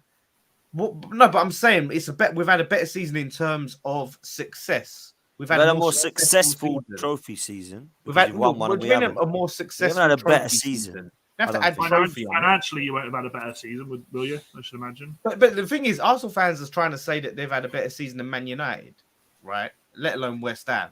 And again, you've done this team, right, Potts, who have come out of all the cups early to focus on the flipping league. Oh, it don't matter we're out of the Carabao because we're going to focus on the league. Don't matter we're out of the FA Cup, we're going to focus on the league. It don't matter out of there's Europa two different League, questions, we're though. going to focus on There's the two league. different questions. Who's had the better season? Arsenal. Who's had the most successful season? Man United and West Ham. 'Cause they've won What's a a trophy. better season? What do you mean better? Better So we how? played better football. We've gone into a Yeah. title race. You wouldn't Okay. ever look at Man United and West Ham this season and gone, "Oh, I tell you what, they look outstanding. Oh my Yeah, god, they look you've good." been better. Whereas with You've been Arsenal, a we've better been better. team. Yeah, We haven't been more successful than anyone because No, we ain't but- won anything but- at the end of the year. And the yeah, other but two my teams have. definition of There's better two different season. questions. Is what Yeah. I'm saying. You've been a better team this season. You've been a better team this season, but have you had a better season in Yeah. terms of that was a fucking successful season? That was something that we can look back on in years to come and Not go, successful, no. that season. You'll forget Successful this you can't season. use. You know what I mean? Yeah, we will. We will forget If this you season. if yeah. you do remember, if this goes down as like this season that you remember, you fucked up. You fucked up big time. If you, I don't think you forget this season, Potts. I think if you go, if, and I'm saying if you do make the signings and you go on and challenge and win the title, I think there's a lot of positives, man. Then you look back at this season and go, okay, that season is where we learn how to win a They're league. not going to remember that. Catalyst, isn't They're it? going to go, Catalyst oh, for we the fucking next won it. season. Yeah, Who- that's what no, I but- mean. That's what I But does mean. anyone go back to the seasons before when Arsenal won the league fucking 20 years ago, right? Does anyone go, oh yeah, well we was invincibles 2003, 2004 season. Do you remember the season before that when we didn't win the league, but because of this X, Y, and Z, How long it's been? no one. You don't remember it in terms of does No one everyone you looks at it remember like that. you remember it for that was a season where it went wrong and then we got it right, but you don't Yeah. remember it for like, wow, that was when we won the so and so competition or one game against Yeah, but Bournemouth that's in the what I'm last saying. You're not second going to game or remember whatever it this is. season, and No, everyone we're listen. not. Listen, I know we haven't been in Champions League and all that, but I have to say something, right? Everyone puts top four on a pedestal, right? Wanks over it when don't. they know full well their teams aren't going to win the competition. The only teams that can really go into it there's like three teams that can go into Champions League and feel like they can do something. That's Liverpool, Man City, and Chelsea, right? That's the teams that feel like they can. And Chelsea is shit right now, but depending on what they do in the summer, they can feel like they can do something. They're not in Champions League next season, but for Arsenal, Tottenham, or Man United fans, right, to put Champions League on a pedestal and go, oh, getting top four is better than winning this trophy or that trophy. You know full well you have no chance of winning these competitions. So being in a competition is not success, right? Taking part is not. I don't success. think it's fair to say the next season that Man Making up the United, numbers. Arsenal, No, you're making Man up United numbers. or Arsenal or Newcastle have zero chance of winning the Champions League. No, you're It's making either I just- we- yeah. up the numbers. Lawless, You we're not think like young boys or stuff like that. We're not them. you might as well Right. be. You might as well be. There's about 5 or 6 teams in the Champions League that you would say, oh, I definitely wouldn't not like go against them. But you wouldn't say, like, if I picked out Manchester United in the Champions League, I wouldn't go, oh yes, they're gonna win it. That's my sweepstake. But at the same time, I wouldn't go, throw that away. They've got no chance. They're going out the No, group but you stage. have. But I'm saying you're going to be there to make up numbers. It's going to be a good ride. You're going to enjoy it, right? But this is it. And people talk about, being in the Champions League, we can progress. The aim for any of these teams is to get out of the group stage. Like for Arsenal, So then you're there to make for up the Arsenal, numbers. next season is to get out of the group stage. If Man United make it, it'll be get out of the group stage. If we're lucky enough to make it, it'll be get out of the group stage. After that, who knows? Anything's possible. We've seen Tottenham make the final. We've seen Chelsea when we never expected them to win the Champions League, end up going and winning. But that's Chelsea. That's Yeah, Chelsea. yeah, I know that. But even so, even being Chelsea with winning the Champions League previous, nobody would have expected them to win the Champions League. Your teams can't even win your own domestic league, let yeah. alone the Champions. But Chelsea won the Champions League without winning their domestic. But league. they do win their. They wait a minute. No. I know they have. I know they have. I know they have before. Recently. But what you're saying is that they've not. They might have not won it in the same year. I'm not saying winning the same year. What I'm saying is, when is the last time Man United won the league? 10 years ago, right? Yeah. And now we're supposed to take them seriously as European contenders. When is the last time that Arsenal won the league 20 years ago, and we're supposed to take them seriously as contenders. Newcastle, when's the last time they won the league? I don't know. Yeah, but Liverpool won the Champions League in the midst of never winning, being years from winning the league, mate. No, but that at least. What's the point, though? I don't understand the point of this. What you're just saying that no one can win the Champions League. So what's that got to do with West Ham? I don't get this. Well, I don't know. You brought it up. Is what I'm. Saying I didn't bring it up. You brought it up. You said that these teams can't win the Champions League. I don't know what that's got to do with West Ham. Like you're shit. Like everyone's trying to shit on a trophy and say I'd rather have top four. Your team's literally in that competition to make up numbers. That's all, right? It's better for you to be in the Europa League, a competition that you can actually win, right? That you actually have a shot at, because that's just where it is right now. You go into Champions League. Yeah, you're going to find out. You're going to get slapped. Yeah, but these teams are not going to want to settle, because you look at Man United, you look at Arsenal, they're not going to want to settle for second best with the fact that they've got the history and the fact that they've won trophies, they've won titles, whether it was 20 years ago, whether it was 1 year ago. They want to play in the best competition in Europe, which is the arrogance is like, we'll get better because of who we are, right? Arsenal has top four every season in the chat, Roddy. We'll get better. We're Arsenal. We'll get better. Could better be in the Champions. Arsenal. Pete was like that then. No, not for me. Not for me. No, not for Pete. I'm not sure if any of you guys said it. No. Sorry, I just. He was ready to drop bombs there, mate. No, not for me. Domestically, you just talked about domestically. How many domestically did we win? Right? How many teams domestically this season were better than Arsenal in Europe? How many teams domestically? Tell me. How many teams domestically were better than Arsenal? Who's played better football than Arsenal in Europe this season? It's not about playing better football. No, just answer the question. Just say that. Football by design. Napoli, you could say have. Manchester City, you can say have. Who else?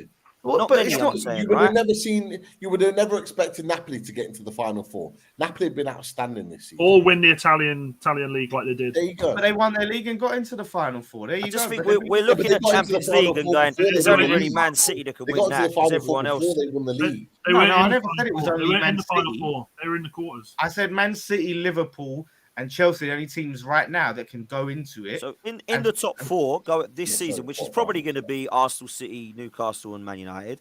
You have no right to think that you can win that trophy. You think? I haven't said it. None of us have said it. You think none of us are still going to win the Champions League? By the way, you have for some reason. Winning the Champions League, Champions League is a lot harder than winning the Conference League, mate. Hands down. Yeah, I know, but what I'm saying is that you're saying how great it is to get Champions League, right? It's a competition that I understand what you're saying. Have no chance of winning, right? Is what I'm saying. So you think out of the English teams qualifying, you think Man City are the only team? Everyone else just making up numbers. That's what you think. No, I never said only. I said Liverpool. He means Lawless. He means in the four at the moment, mate. He means the four at the moment. That are in there. They're in the that right now are in the top four. Yeah, Man City, the only team that can actually say we'll win that next year and actually, have a straight face, and I'll take them seriously. Realistically, out of the four that's in there now. So the reason I disagree is not because Arsenal can win it. It's because I actually feel the 4 or 5 times in my 30 odd years of watching it, there has been shocks in the Champions League. There has been Liverpool winning. So wait a minute. We're going to go by shocks, because when you said on Clubs Carnage, when you said, "Oh, it's impossible that West Ham will ever win the league," and I said, "What about Leicester?" And then it was this crazy thing for me. I didn't say that. Toby said it's impossible you'll win the league next season. But that's what I'm saying. If we're accounting for shocks, any team in this, we can say any team in this Premier League. But the league, Lawless, not the Champions League. Not the Champions League. So you're telling me that United have got the same chance of teams like Young Boys from Switzerland? Well, essentially, yeah. Right, next season, maybe a marginally better, but what's the point? It's negligible. It's just silly. Us talking about, you've got a 10% more chance than Young Boys, but you haven't got enough of a chance for us to take you seriously and think you can win it. No one's putting money down on Man United. No one's putting money down on Arsenal, and no one's damn sure putting money down on Newcastle to win that Champions League. This is what I'm saying. Yes, okay, it's great to be in it, and I would love to see my team playing Champions League football.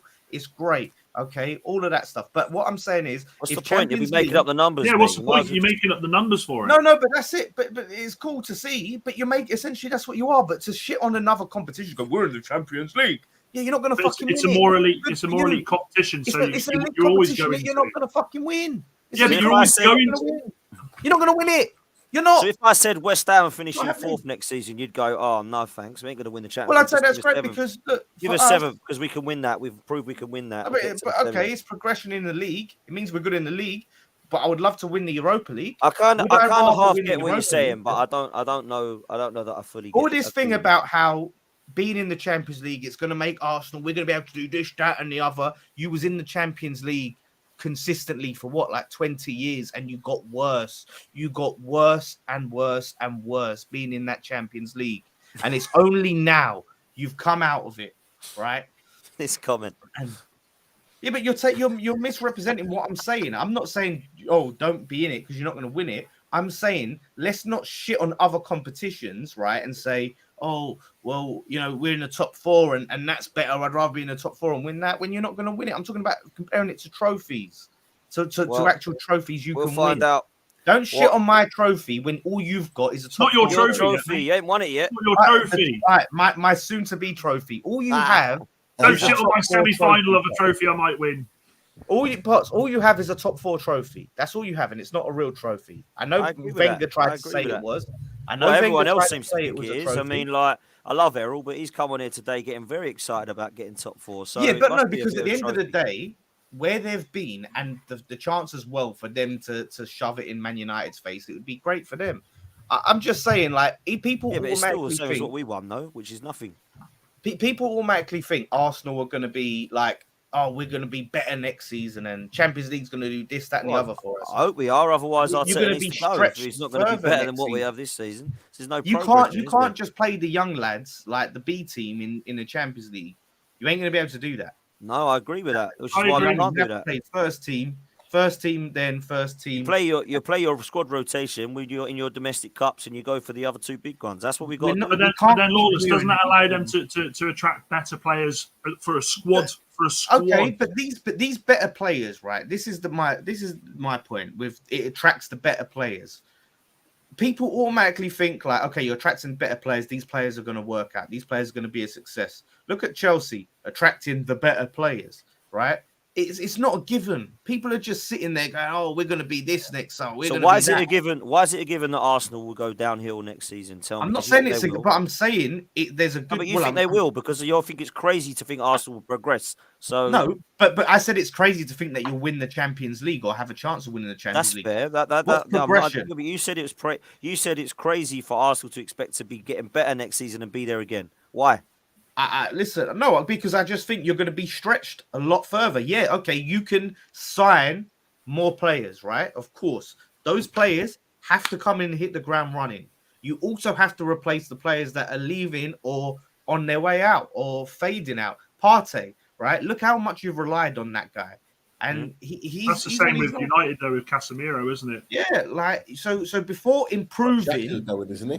If we kept the side, I'd agree with you. If we kept the side now, if we kept the side we've got now going into 4, we'd be absolutely. I agree but what with I'm you saying, 100%, Potts, but is we are going to it's not- sign players. No, but I'm saying you're not just improving on the side you've got now. You're having to replace players and then improve. So the level of improvement you're having to do, you have to make sure that you get those signings spot on. And that's not easy. That's what we need to see. People are just taking that. Arsenal fans are just sitting there and taking it as we're going to sign more players. So we're obviously going to get better because we've got a transfer window and we'll sign better players. And the Championship Leagues attracts better players. You know, it's just not how it works. Yeah, look at Mudryk. No, I agree with look that. At Mudryk. Chelsea attracted Mudryk. They were in the Champions League and they attracted him over Arsenal. How did Mudryk work out? Not very well, did he? Well, but we have all to of a see, sudden, don't we? I think we got to give Mudryk another season. To be fair. Potts, do you think Arteta? And I've asked you this before, but do you think there's a chance that Arteta's under pressure next season? Oh, of course, mate. But no one can say it because you've come second this season. But when you look at how we've fallen off yet again, we need to. This guy's got to win something at the club. The process in a has to be 5-year over. process where he's been backed every season. We have to actually have something to show for it. So you get called toxic if you say anything bad about the You've manager. had a lot of money. It's been outstanding. You've spent a lot of money, haven't you? We've spent. There's only Man United and Chelsea that have spent more money than Arsenal.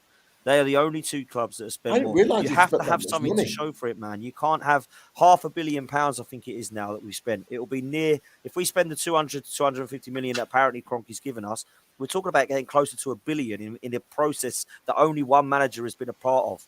So he has to show something. Now, I understand they're overachieving. I understand the progress. You'd like to think there would be some. I mean, Christ, it has been unbelievable in parts this season. But we got dumped out of all cups. We can't do that next season. We can't go out of League Cups and FA Cups to try and get in the Champions League. We've got to go for a trophy. If we don't get a title, which is going to be difficult because we've realised Manchester City, we've spoken about how good they are. If we don't win the Champions League, FA Cup or League Cup and go for a title, then he is going to be under extreme pressure because it will be his 4 full seasons at Arsenal, 4.5 years at the club, where he won an FA Cup with Unai Emery's side, and since then, and put together.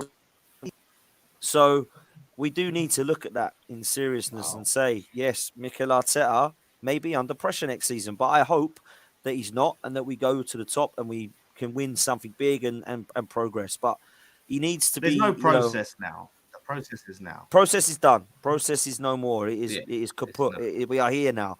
There is no more process. He's had his 12 windows, or whatever the hell it's been.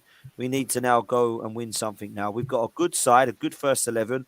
If we get the players that we're being linked with, and Stan Kroenke puts the money yet again up there, there's no more excuses. You know, there is no more excuses. We're linked with the likes of Mark Guehi, Declan Rice, Moses Caicedo, Mason Mount is being linked with it. Tammy Abraham and Ivan Toney, all these players who've been linked with. João Cancelo even got a mention the other day. We get those sort of players in. There's no reason why we cannot go and win something at least next season and go for another title change. So that's what it's got to be, man. Let's quickly touch on Rice. Lawless, today it's reports that Arsenal have put in or gonna be preparing a £90 million bid for Declan Rice. Manchester City day before were being linked with a rumour of Calvin Phillips going the other way plus £80 million. Manchester United today being linked with a £120 million deal with Scott McTominay going the other way. What's your thoughts on this one, Lawless? Is this just going to be a mental summer and bidding war towards the Rice? It's exactly what I said was going to happen, right? All this chat about, oh yeah, it's a done deal. It's been agreed with Arsenal. This is what I said to you when one of your sources come in and said it's all been agreed with Arsenal like 2 months ago. Like Rice has agreed and the club have agreed he's going to Arsenal. I said, hell no, that is not happening. I'm not saying there's no chance of him going to Arsenal. There's no way that shit's agreed because this is what we want. We want bidding wars. We want multiple clubs coming in, trying to, one up each other and fight over the contract. And then it's better for West Ham, right? And this is just the start. People, that's what I said to you. I said it. People think Rice is going first day, boom, done deal. It's not. It's going to drag out. And obviously, the highest bidder are the ones that we're going to accept. We'll accept that. And it's going to be very interesting. Obviously, if Man United get their buyout, they're in a very good position. I'm just looking now. There's loads coming through. They reckon that it might be done. It might be done with Alfani. Yeah. Oh. So yeah, that would be So really, that massive. would be huge. That's massive. Massive. That is massive. I think $1 billion in payments, $1 billion in pledges as well. He's said. So I think he's just come in and hopefully, by the looks of it, he's blown Sir Jim's out the water by the looks of it. If that's done in time for the transfer window, I predict that he goes to Man United. If it's not, I think he goes Man City. Man City, their bid, the 80 million that you mentioned plus Phillips, is an opening bid. It's an initial bid from what I've seen.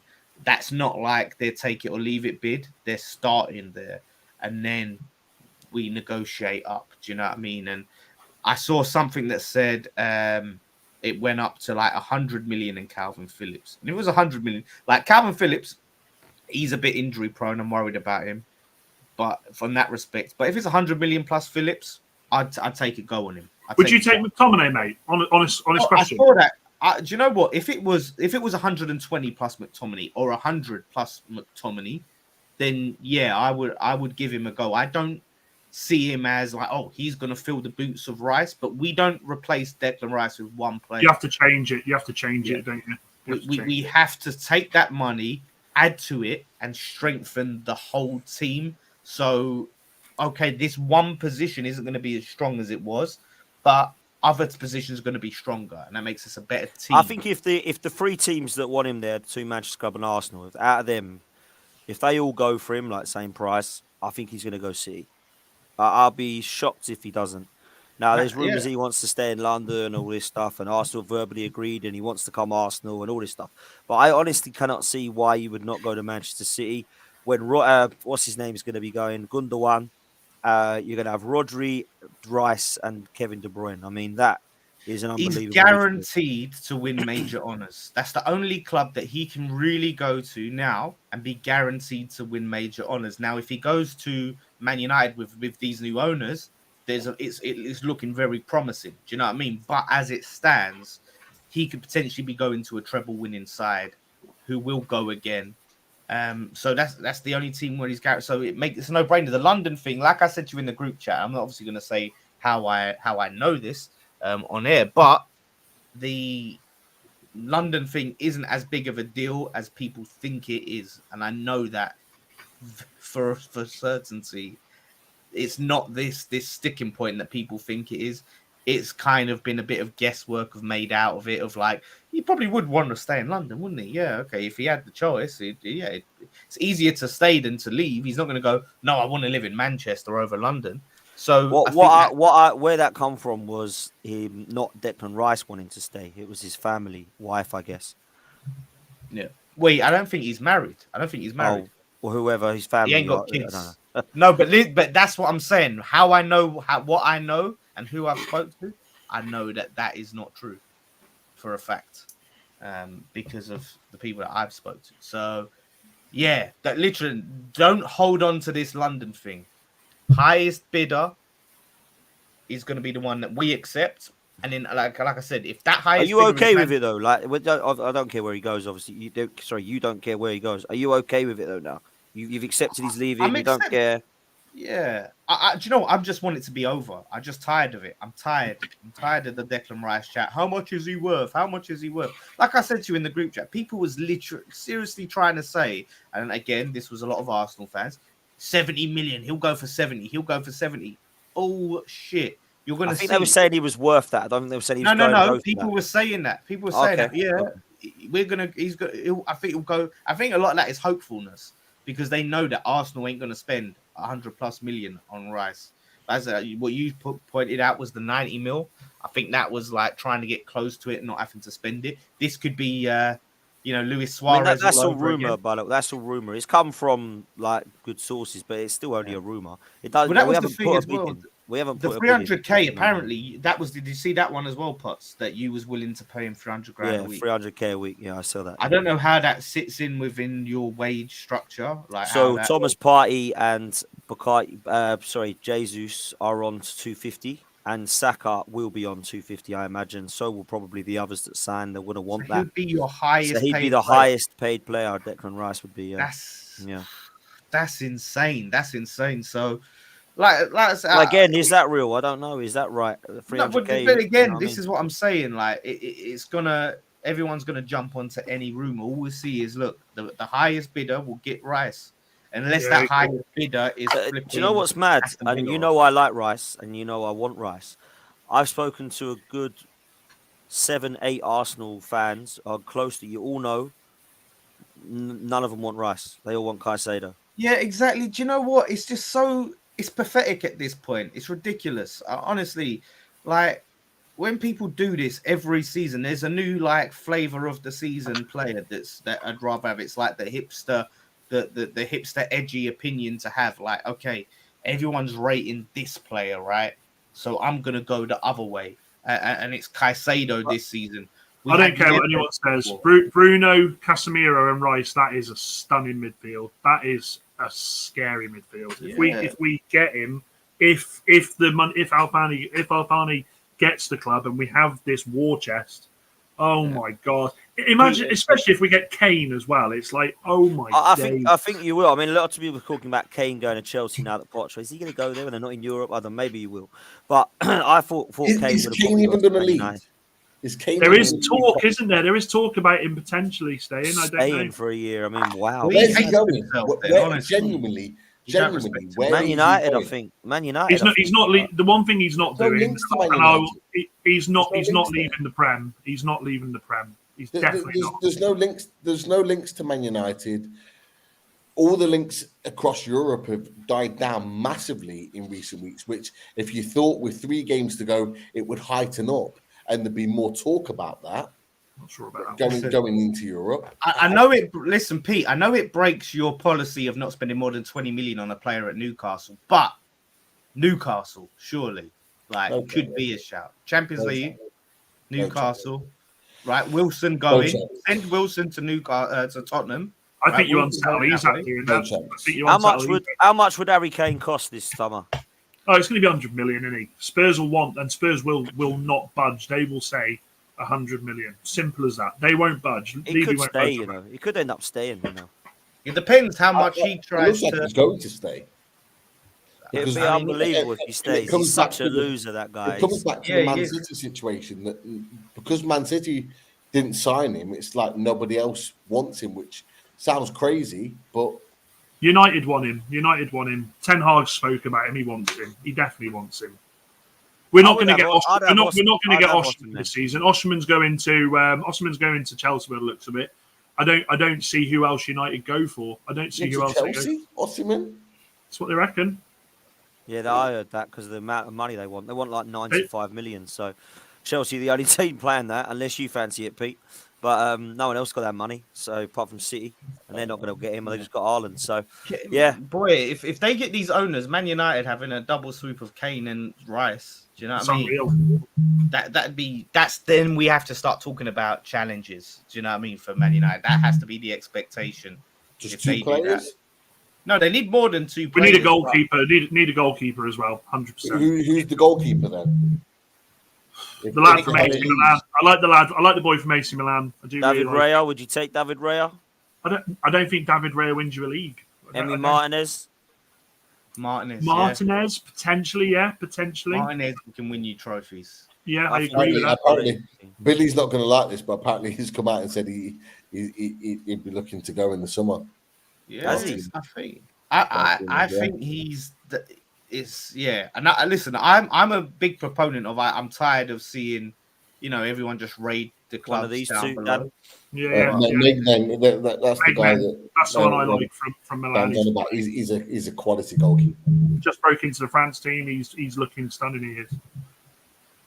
He is. Apparently, Rice is going to Spain, according to Daniela Stewart. So maybe Real Madrid will go for Rice and Bellingham. Who knows? Really? I don't know. I don't think that'll happen. I can't see that. They are linked. They are linked. I've been told that Madrid are going men's in the summer again because they know that it was a link today. I mean, they're never going to get all of these, but it was Bellingham, Mbappe, and there was one more. Davis. Oh, Alphonso Davies. That's right. Yeah, I was like, how are they going to get The one thing that does worry. Fernand Mendy it seems to be the one to go to Arsenal. They're saying about wow, I've not heard that one. To replace Alphonso Davies, if he goes to Real Madrid, Fernand Mendy, who's not played a lot for Real Madrid, will go to Arsenal, which means that Tierney will move on, Newcastle or wherever he goes. And that seems to be kind of like the conveyor belt off the back of that. The one thing I am worried about is a lot going around about if Alfani comes in, that Neymar comes to United. I don't want Neymar at United. Oh yeah, they're talking about Neymar leaving. Commercially fantastic, but Classic Man United deal. That is Man United all over. Yeah, it is. I agree. I can genuinely see that happening. Yeah, I can genuinely see that. PSG want either one of Messi or Neymar to leave. It's looking like Messi may well sign a new deal. Sounds crazy right now, but it's looking like he may well sign a new deal at PSG. But it's either one of them has to leave. So it's looking like Neymar is going to move on. That seems like the perfect deal for Neymar going on to. And actually, there has been links in the French media that he is interested in coming to play in England. So yeah, he's named 4 clubs, didn't he? Named Chelsea, Arsenal, United, and was it? I can't remember who the 4th one was. Was it new? I can't remember. I can't remember who the 4th one was. 5 players. I think. Look, a new goalkeeper. We need a backup centre back. We need a central midfielder. We need a winger because I'm still not sold on Sancho. I'm really not sold on that boy, and a striker. I love how you assumed he was talking to you, by the way, Dan. When there's 3 Dans on this panel. I think he's been conversing with me, mate. I'm not sure. I may be jumping the gun here, Mr. Waffle. I know Mr. Waffle. He is talking to me, but it's calm down. Okay. No worry. Well, I'm going to take it anyway. Mr. Waffle. I agree with those. I agree with those positions, man. 5 players I would buy. Rice and Caicedo, I would get both. We need both. I like both. Granit Xhaka's leaving. It's come out today. He's going to buy Leverkusen, so we're going to need 2. So Rice and Caicedo definitely be 2. To Ivan Toney, I know there's issues with his betting scandal. I don't get him. I think he's. He had a hearing today, apparently. Hearing today, yeah, I saw that. So let's see what happens there. That would be free. I really like Mark Guehi from Palace. I think that would be a fantastic centre half. He's a quality player. I think he's better than Robert Holding, mind you. I think Lawless probably is. And then one more. One more would probably be a crazy one for me, but a lot of people say, "How are you going to afford all this?" But I go and get James Maddison because I love him. I think he's. Would you take Zaha on a free? I would. Newcastle. I would take Zaha on a free, and a lot of people would say, "Why? Why he's left? He's on the left." But Trossard can come on the right if we need, and then we've got Martinelli and Zaha for the left. I would do that. I would. Would you move Partey on, by the way? Would you move him on? No, I wouldn't move him on. I like him, and I'd keep him. If you signed Rice and Caicedo, like they're both going to be on big. That's a lot of money dropped on. Partey's made on glass, though, bruv. Like he's always injured. I wouldn't be surprised if you tried to move Partey on. Yeah, a lot of people saying that we might move him on as well as Xhaka, but I'm going for Rice and Caicedo. Like the fact that we're not strengthening them, we're just replacing. We need to strengthen. He's not even been starting. Like he's been on the bench in it, Partey. And last couple, he's been poor though. Dan, he's been poor. Yeah, no, rightly, he's been on the bench. Yeah, that's my point. Yeah. We don't move him on from having an unbelievable season and 2 games. Now it's just there. He's done now. He's not a young whippersnapper, though, is he? And like you said, he's made of glass. It's not like, he's going to improve over time. He's quality, though, mate. Yeah, I'm not having just get rid of him now because he's not think the things outside of football have affected Arsenal. Yeah, I think so. And I don't know still what's going on with that, and I don't want to get into it on this show. That's for sure. But I totally. We ain't got lawyers yet. Yeah. I totally don't feel like we would just get rid of him and say, right, you've had 2 poor games. Everything that's gone on, we've had enough of you. I'll see you later. You couldn't win us the league, so we go and get Caicedo and Rice. Now, personally, I would rather have Caicedo and Rice if we had to move Partey and Xhaka on. If you had to give me 2 of those or Caicedo and Rice, of course, I'm going to go for those. But we do need strength in depth. There's no point of us getting rid of a right winger and buying another right winger. Getting rid of Partey and buying Caicedo. We need strength in depth because otherwise we're just playing with the same amount of players as this season. And then we're using Reece Nelson to come on again and Fabio Vieira to come on again. And Eddie comes on again and Holding comes in again. Like we need to actually build on what we've got, man, and replace. The good thing about Rice is he's used to playing a shitload of football and his injury record is impeccable. Like he plays near enough every game for us in every competition. Like I don't know that we'll get Rice. I don't know we'll get any. No, I don't know you do. I'm just saying if you did, like if you got Caicedo, Rice, and then Zinchenko obviously can play there. I don't know who else you got for that position. You still got flipping what's his name? Mohamed El Nene. Jorginho and El Nene. Oh, Jorginho. Yeah, Jorginho's exactly. So if you've got Jorginho, Zinchenko, Caicedo, and Rice, why do you need Partey? Like I'm 250. Well, Zinchenko don't play in the middle, really, does he? Like I know he plays as a backup. He plays it for Ukraine, but I don't know. I think we're being harsh on Partey. Have you not realised how good he's been this year, Partey? He's been unreal. Stunning. Like Caicedo and Rice are coming in to replace him eventually, but they're not just going to boss him and go, right, mate, you go and sort your personal issues out off the field. You might as well just leave. I think Partey's been one of our best players this season. Like it's been incredible. It's like saying, like Ben Rama, I might as well just get rid of him now. Like, there's no point playing him. You've got like Max Cornet's back. Do you know what I mean? Years. What is it? Was Partey like 30? 29. 29. He'd be 30 by the start of the next season, right? Got 5 years left in him, yeah.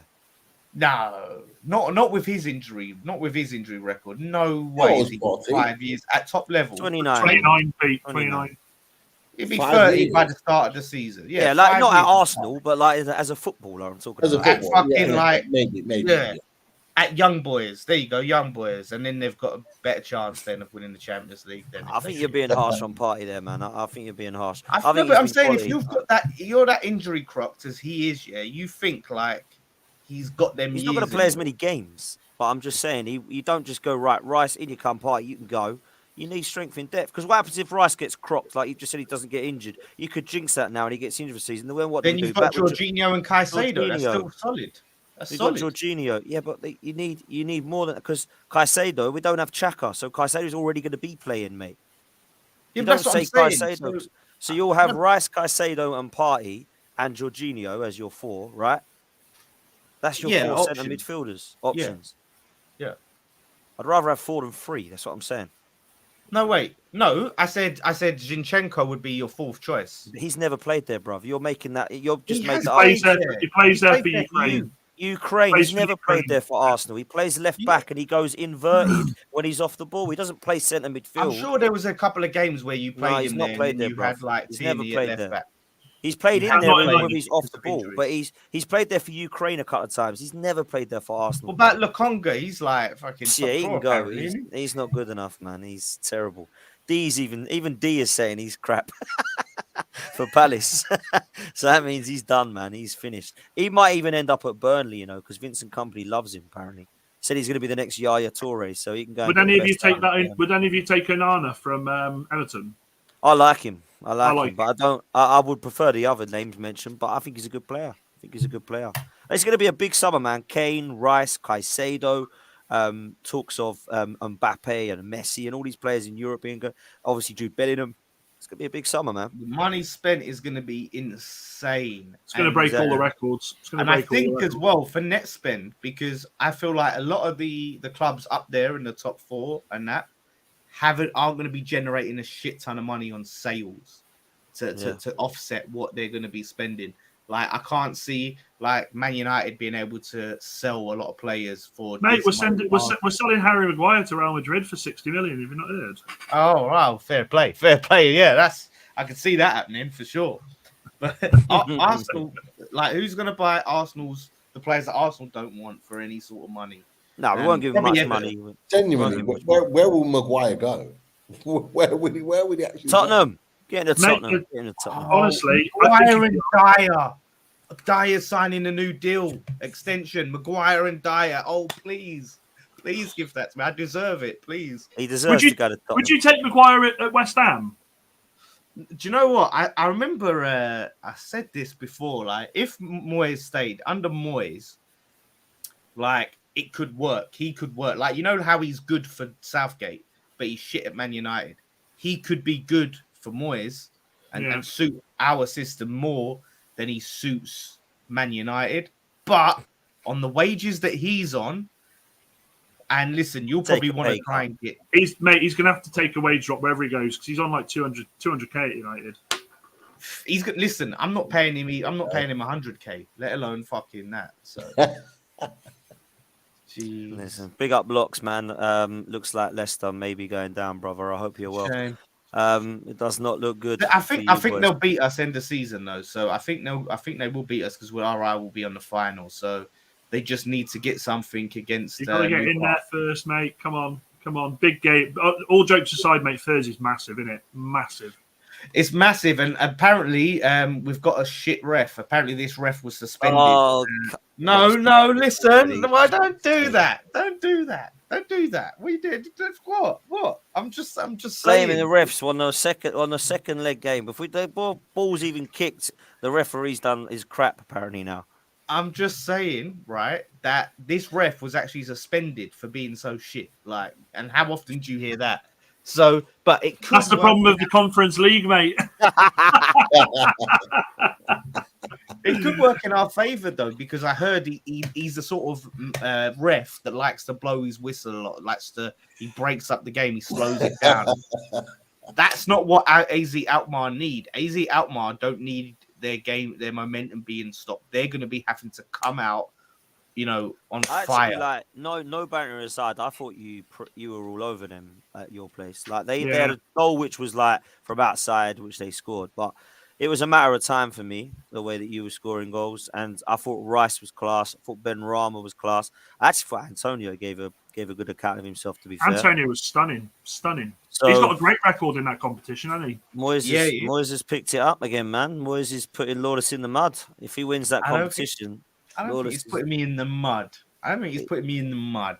I don't think Lawless, if he wins that competition, if he wins that competition, I want your profile picture to be you next to the bronze statue of him, mate. I want that profile picture on there, mate. Because that's what he'll do.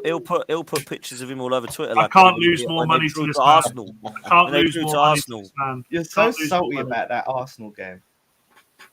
You better win that competition. Yeah, you are. Yeah, you better win that competition, bruv. Because I tell you what, if you don't win it, then you're mudded. Because can you hear us? You're still here, mate. We can hear you. Yeah, still here. What happened? Like my whole team, my monitors went off. Not paid your electric bill, mate. You've been making savings so you can afford cost the of living crisis, bro. Yeah. He's trying to go to Prague and he's turning his lights off now. Yeah. Either way, you're going to be in the mud because you're either going to be having to accept and apologise to David Moyes if he wins it, or you're in the mud because you're going to get destroyed on this channel and the other show and all of London Club's carnage. Every show that I'm with you on is going to be beautiful if you go out this competition. I just hope you know that. And I'm with Tobes on one of them because that's going to be absolute hell for you. Matisse is going to come for you big time, mate. And there's going to be so many skullfuggery clips of you if you go out this competition. This channel, mate, when it happens, I'm booking the next day off work. I'm inviting everybody on. I'm going to get special guests. I'm going to get D, Billy, Lil Dan. They're all going to come on. I'm going to one by one. It's going to be beautiful. What's a Palace fan going to say to me? What the fuck's a Palace fan going to say? You didn't win a trophy. Yeah, you never won one. What the fuck? You know what I mean? you know, D's doesn't care. Like he doesn't care for that shit. Still, so all I'm saying is that don't happen, man. Pick one. You can't have both. You can't have if you don't win, you're in the mud because you didn't win it. But if you do win, you're in the mud because Moyes. No, pick one, right, and stick with it. All right, then I will say this. I will say this. You actually need to apologise to David Moyes if he wins you a European trophy that you've been bigging up for ages and ages and ages, and gets you previously to a semi-final of the Europa League. West Ham David Moyes is the best thing that's happened to West Ham in years, in my opinion. And you're slagging him off every week, every single week. We have to see what happens next season and what the situation is with. Well, he's going. Apparently, he's retiring. You told me. So yeah, I think he should. No, it's not Pete. Don't look like that. He's talking crap. He's not going to retire. There's been no chance. There's no sources. Where is this source that come from? He's going to retire. I've not heard that at all. Listen, exactly. Dan, have you heard he's going to retire? Dan United, have you heard he's going to retire at the end of the year? Moyes? I haven't heard anything. It's come from danlawless.com. It's absolute waffle. It's crap. Listen, I'll tell you after my source. I'll tell you my source after. Oh, okay, mate. But there's a chance. They said they think that it's a chance. Listen, end on a high, win a trophy. He's peaked. Then he's not going to top that, is he? I thought you were going to win Europa League. I thought you were going to go win Europa League if you win. Yeah, when we get rid of Moyes and get a better manager in. That's when Zidane comes in after they win the Conference League, they might go on to win the Europa. Yeah, he might go. Do you know what? Let's have a Mancini. Is it Mancini you want now? I can't remember. It changes each week. I've said Mancini since the start of the season. Like I've said Mancini constantly. I actually don't think that's even unrealistic. To be fair, no, I think we can get him. This is what I'm saying. We got Pellegrini. Everton got Ancelotti. Like Emery went to Villa. It's possible. What? What's that, Dan? You heard? No, it's just go on. Carry on with you said. Sorry. Yeah, it's possible. It's possible. I'm just saying. So look, we have to see. Like I said on Twitter, like if Moyes don't win this trophy, him staying isn't even a conversation to even be had. We're not even debating. Do you think he walks? I don't think I think he gets sacked. I don't think he'll walk. I think he gets sacked. Do you trust? Okay. Do you trust the board to sack him if he doesn't? Yeah, I listen. There's not a lot I trust him with, but I think that's a step. I think if we don't win a trophy and we finish fucking 15th, yeah, or 14th or whatever, then he's got to go. The lack of Billy, one good season where you're 8th, and what? And Everton are potentially getting relegated. Pipe down, sit down, Billy. Now D's in there. Yeah, listen, they won the Intertoto Cup, mate. And if we win this, If we win this, D, you of all people, never talk to me again. Never talk to me again. Because your last little thing, this lifetime thing that you've had to hold on to, oh, we haven't won a trophy, you ain't won one in your lifetime, is gone, is dead. No more lifetime, yeah? That's all I'm saying. So it makes me laugh that these teams around me, right, just sit there and they think so highly of themselves. Villa, like, we want to talk about lifetime. Billy, Villa are a better club than West Ham, though. Villa are actually a bigger club. They got a better ground. I'll give them that. They got a better they're ground. bigger. They're a bigger club, mate. But this is what I'm saying. But no one. This is the thing, right? And this is where clubs like Villa, yeah, look at the stature. No one gives a shit about your stature, right? Let me tell you this for a fact, yeah. Players that you're signing don't know who you are, right? That's what I'm saying. They weren't alive in the 80s or the 70s, yeah, when you were winning shit. They don't remember that shit. They don't know that shit. They're not sitting there going on fucking the History Channel and watching fucking Villa games, yeah, when you were good. It ain't happening. So let's stop doing this. Let's stop going off of shit that your fucking dad probably ain't even old enough to see. And let's live in the here and now. And the here and now is you're a team that's been in the Championship, that's been in relegation battles, that only in the Premier League out of a technicality because of cheating with VAR decided not to work or goal line technology decided not to work, yeah? That's it. So know who you are right now in 2023, yeah? That's all I'm going to say. Billy, you got him. You got him, mate. You got him. Well done, Billy. You got him. Rattled. He didn't fully get him because Lawless didn't do his straight to the camera and have an D's giving it as well now. No one cares about Villa stature, but West Ham ones, everyone does. I'm not so but I'm just saying, like, look, won the World Cup, Potts. They won the World Cup. I forgot about that. You did, but I'm just saying, like, it's embarrassing for a team that's like this. You can look in your honor list and it's just nothing. It's pure like second and third division trophies. Like, you know what I mean? Like, oh, okay, we won this playoff in fucking 2004. We won this playoff in fucking 1972. Fucking well done, Palace. That's what I'm saying. They haven't won anything. They're just there. When I said there to make up the numbers, Palace are there to make up the numbers. It's just, you know what I mean? How can that? He can't come for me for not winning anything. He just can't. Okay, I'll take it off you lot. I mean, like, yeah? Listen, if you win, like, to be fair, and like, you know me, if you win this competition, what's this? Hook, line, and sinker. No, next one. Oh, D.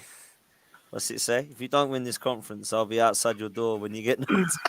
And what are you gonna say? You got knocked out of a competition that we could never qualify for. You know what I mean? Like, look, Pete, like Newcastle haven't won a trophy in like 60 years, but they're a good club. They've still been relevant. They've not been irrelevant. Do you know what I mean? And they're probably gonna go on to win some trophies. They've done some stuff, right? So I'll even take it off Pete, right? Do you know what I mean? At the end of the day, even though we've won a trophy, even given it to be fair though. Oh, he ain't, but he might chip in. He'll probably have his 2 pence. You know, fine. I'll let him have that if we don't win it, right? But not a Palace fan. Just not a Palace fan. Anyone? Hey, I've been more than respectful to you, Lawless, over the course of the season. Come on, man.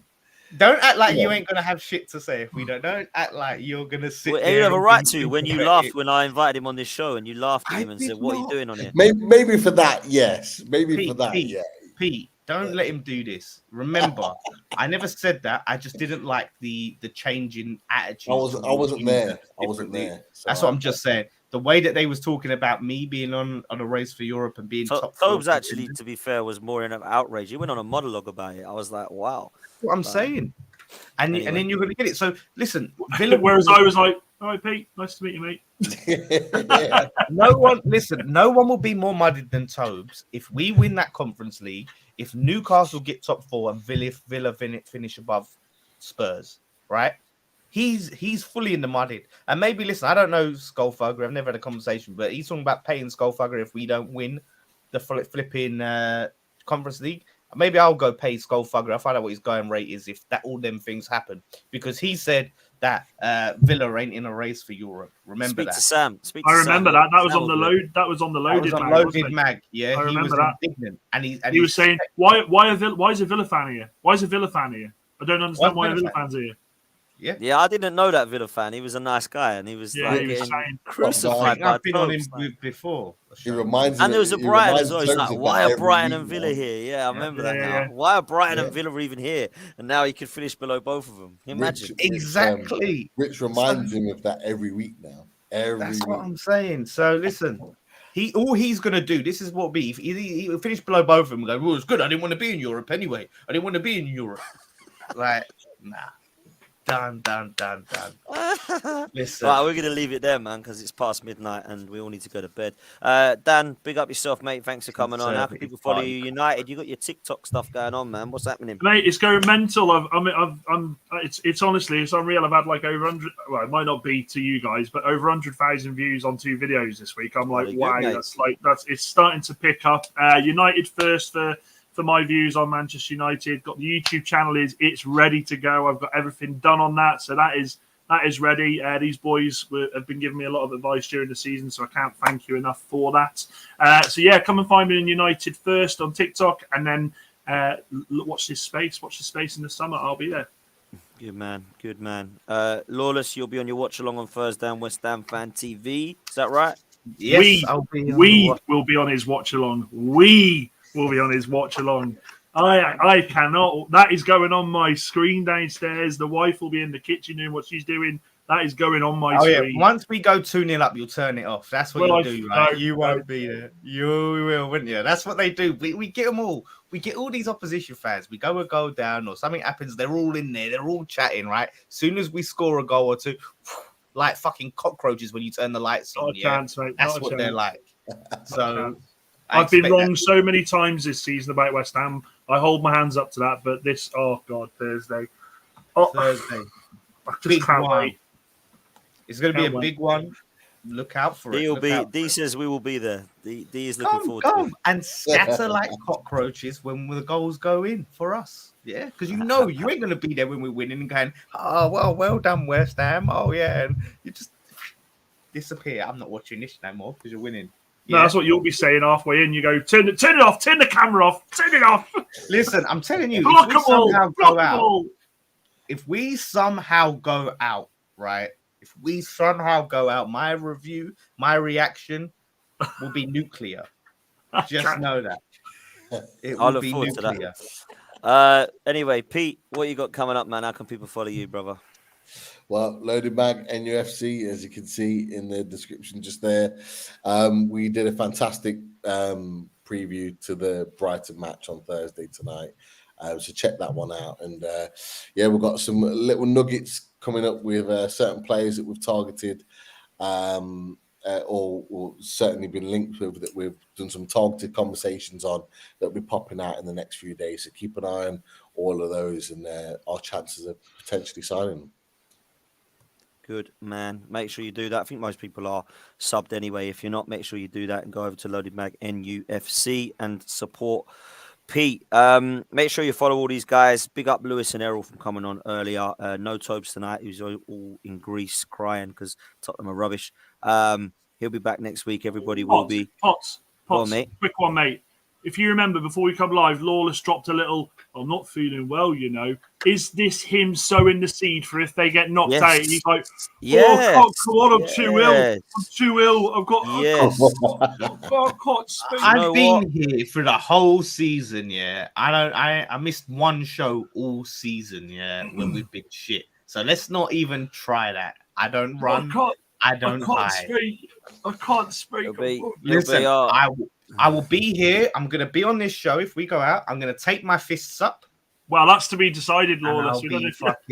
I'll be coming out swinging. Right, that's what I'll say. All we know is if West Ham do lose, it will be the referee's fault because he's already been crap before the ball was kicked. All right, that will be what will be the blame. We all know. I'm just saying he's a shit ref. Like you sit there and go, "Oh, Martin Tyler." No, what is it? Fucking not Martin Tyler. Fucking what's that? Anthony Taylor. Anthony Taylor. That's the one you hate. Anthony Taylor. Oh, Tierney. Actually, I hate more than him. But yeah. Well, there you go then. But apparently, I'm saying this ref has been suspended for being shit. So I'm just saying that it could work in our favor. It might not. We'll see.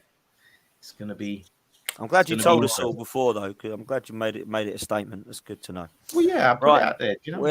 We're gonna do it. We're gonna do one. People, make sure you smash a like on this. Make sure you subscribe, and if you do want to become a member, then you can do now as well to support the show. Big up everyone for coming on. Big up everyone, more importantly, for listening. We're back tomorrow night with all of the other guys talking about who's going to get Conference League and the all big important one of who's going down, which seems to change every week. I have no idea anymore. I've just given up, and I'm just gonna try to do my best to enjoy it. The sad thing is we're going to lose some people from that show next season, which is actually really the worst part about it, to be fair, which no one actually thought about. Well, when I put this together, I thought, oh, well, that actually means people are going to have to leave the show. So anyway, that's the way it will be. We've lost Liam already, unfortunately, from Southampton. And it's going to be either Joe, Dave, it's going to be potentially Ash. Oh, it's going to be horrible. I love all three of those guys. So we'll have to see what happens. But we'll see you tomorrow, guys. Smash a like on your way out. It's going to redirect you over to Never of a Foul now if you just stay tuned because they're still live. So we're working over in partnership with them. So make sure you stay tuned. See you next time in a bit, people.